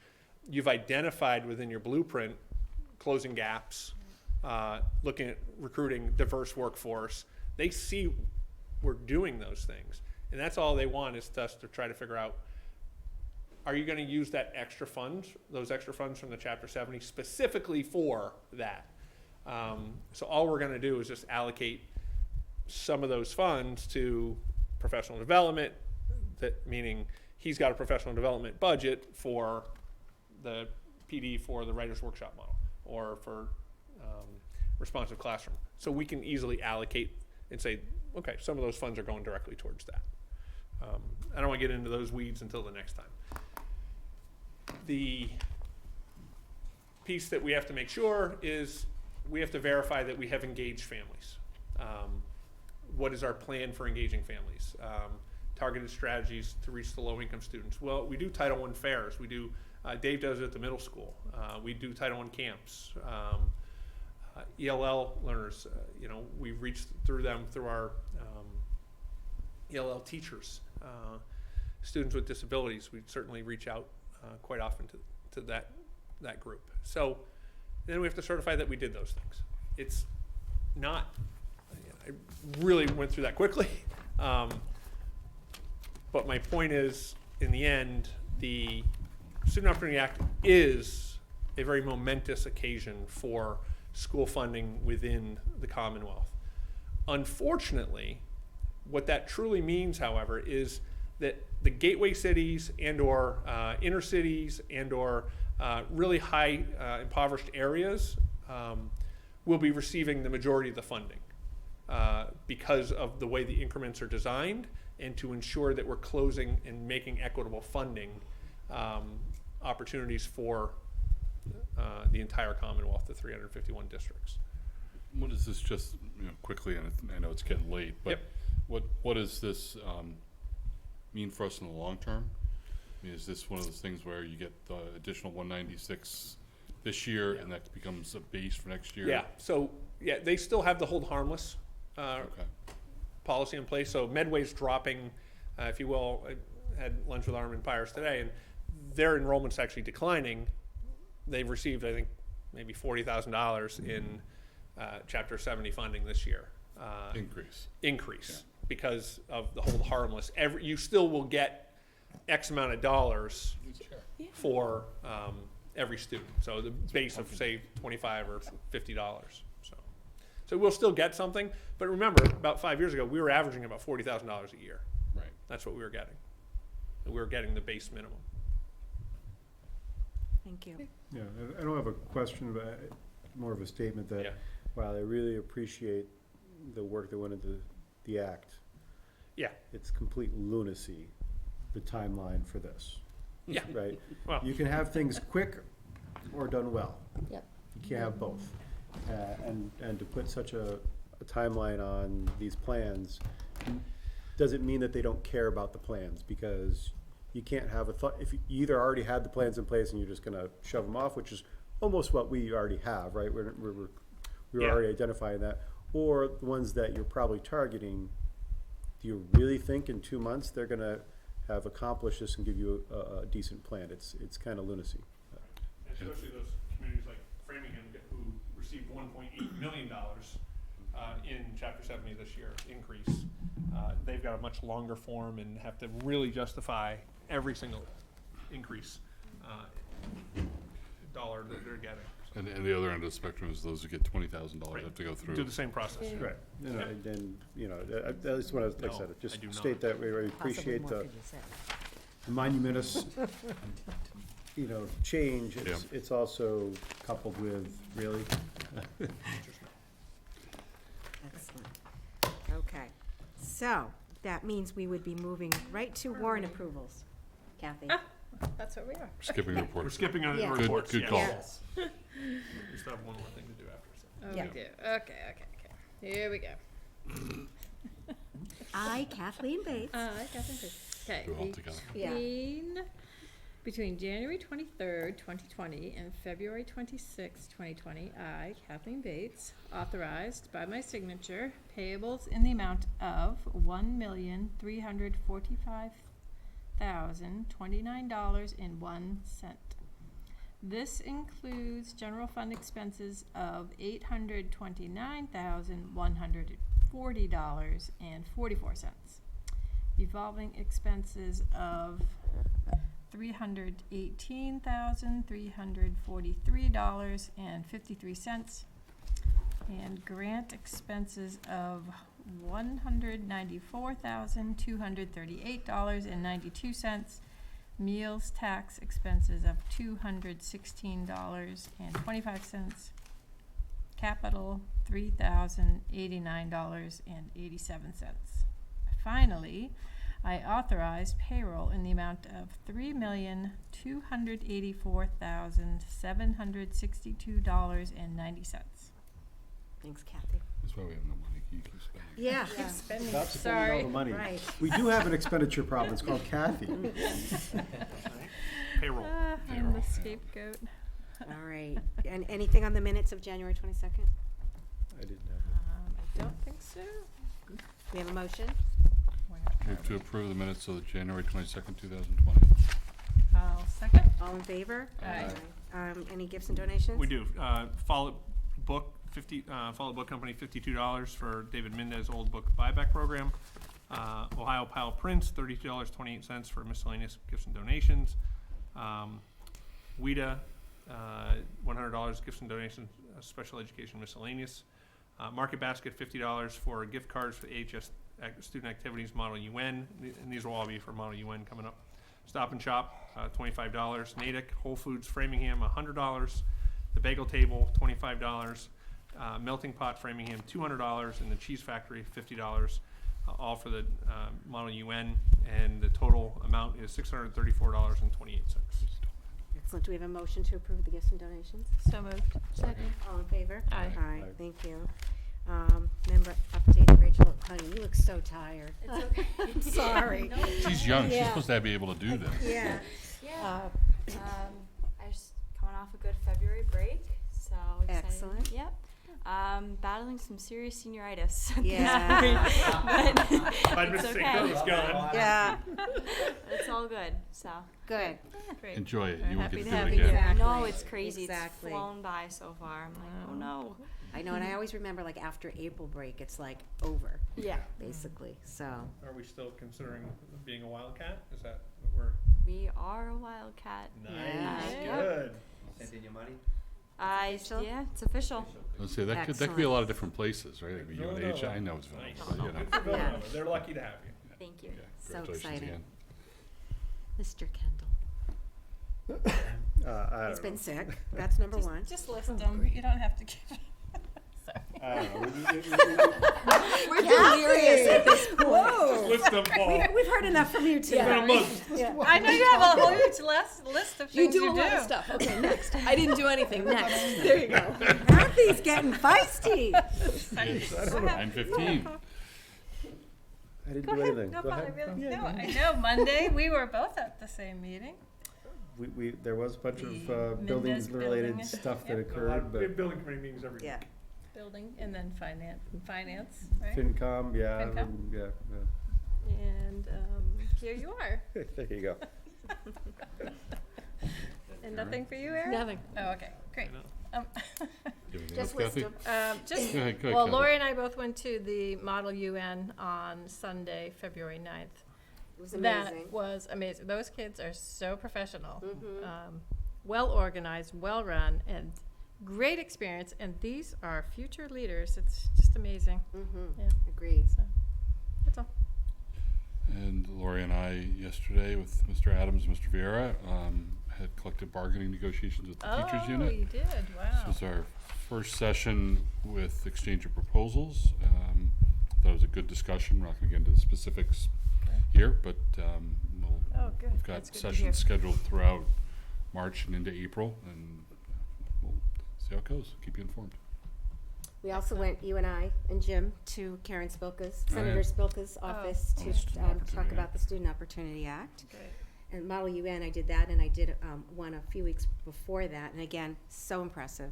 I wish I had more time to tell you all about how great those kids are. Really amazing, and I learned a lot about a lot of things. Challenge Day, I did Challenge Day at the high school, which was really moving. Paul, right? Like that was quite an experience. Have you done that before, Rachel? I haven't. Challenge Day, that was something. And I think that's it. That's enough, right? Yeah. I don't know, we have to do a roll call, whatever. Yeah, we need to move to go into. Do you want to do action items, or we're just gonna skip? We're good Yeah, for that? Action items, are there any? No, I don't. I don't think there's any change. Nothing Okay. Nothing new, okay. Let's have some Same, time. let me know if you have any others to add to the mix. I'm gonna move to go into executive session under MGL Chapter 30A, S21A2, to conduct strategy sessions in preparation for negotiations with non-union personnel, or to conduct collective bargaining sessions or contract negotiations with non-union personnel, Director of Finance and Operations, and not to return to open session. Second. And roll call? Roll call. Yes. Yes. Yes. Yep. Yep. Good. Okay. Okay, thanks, Miles. Thanks, So- Miles.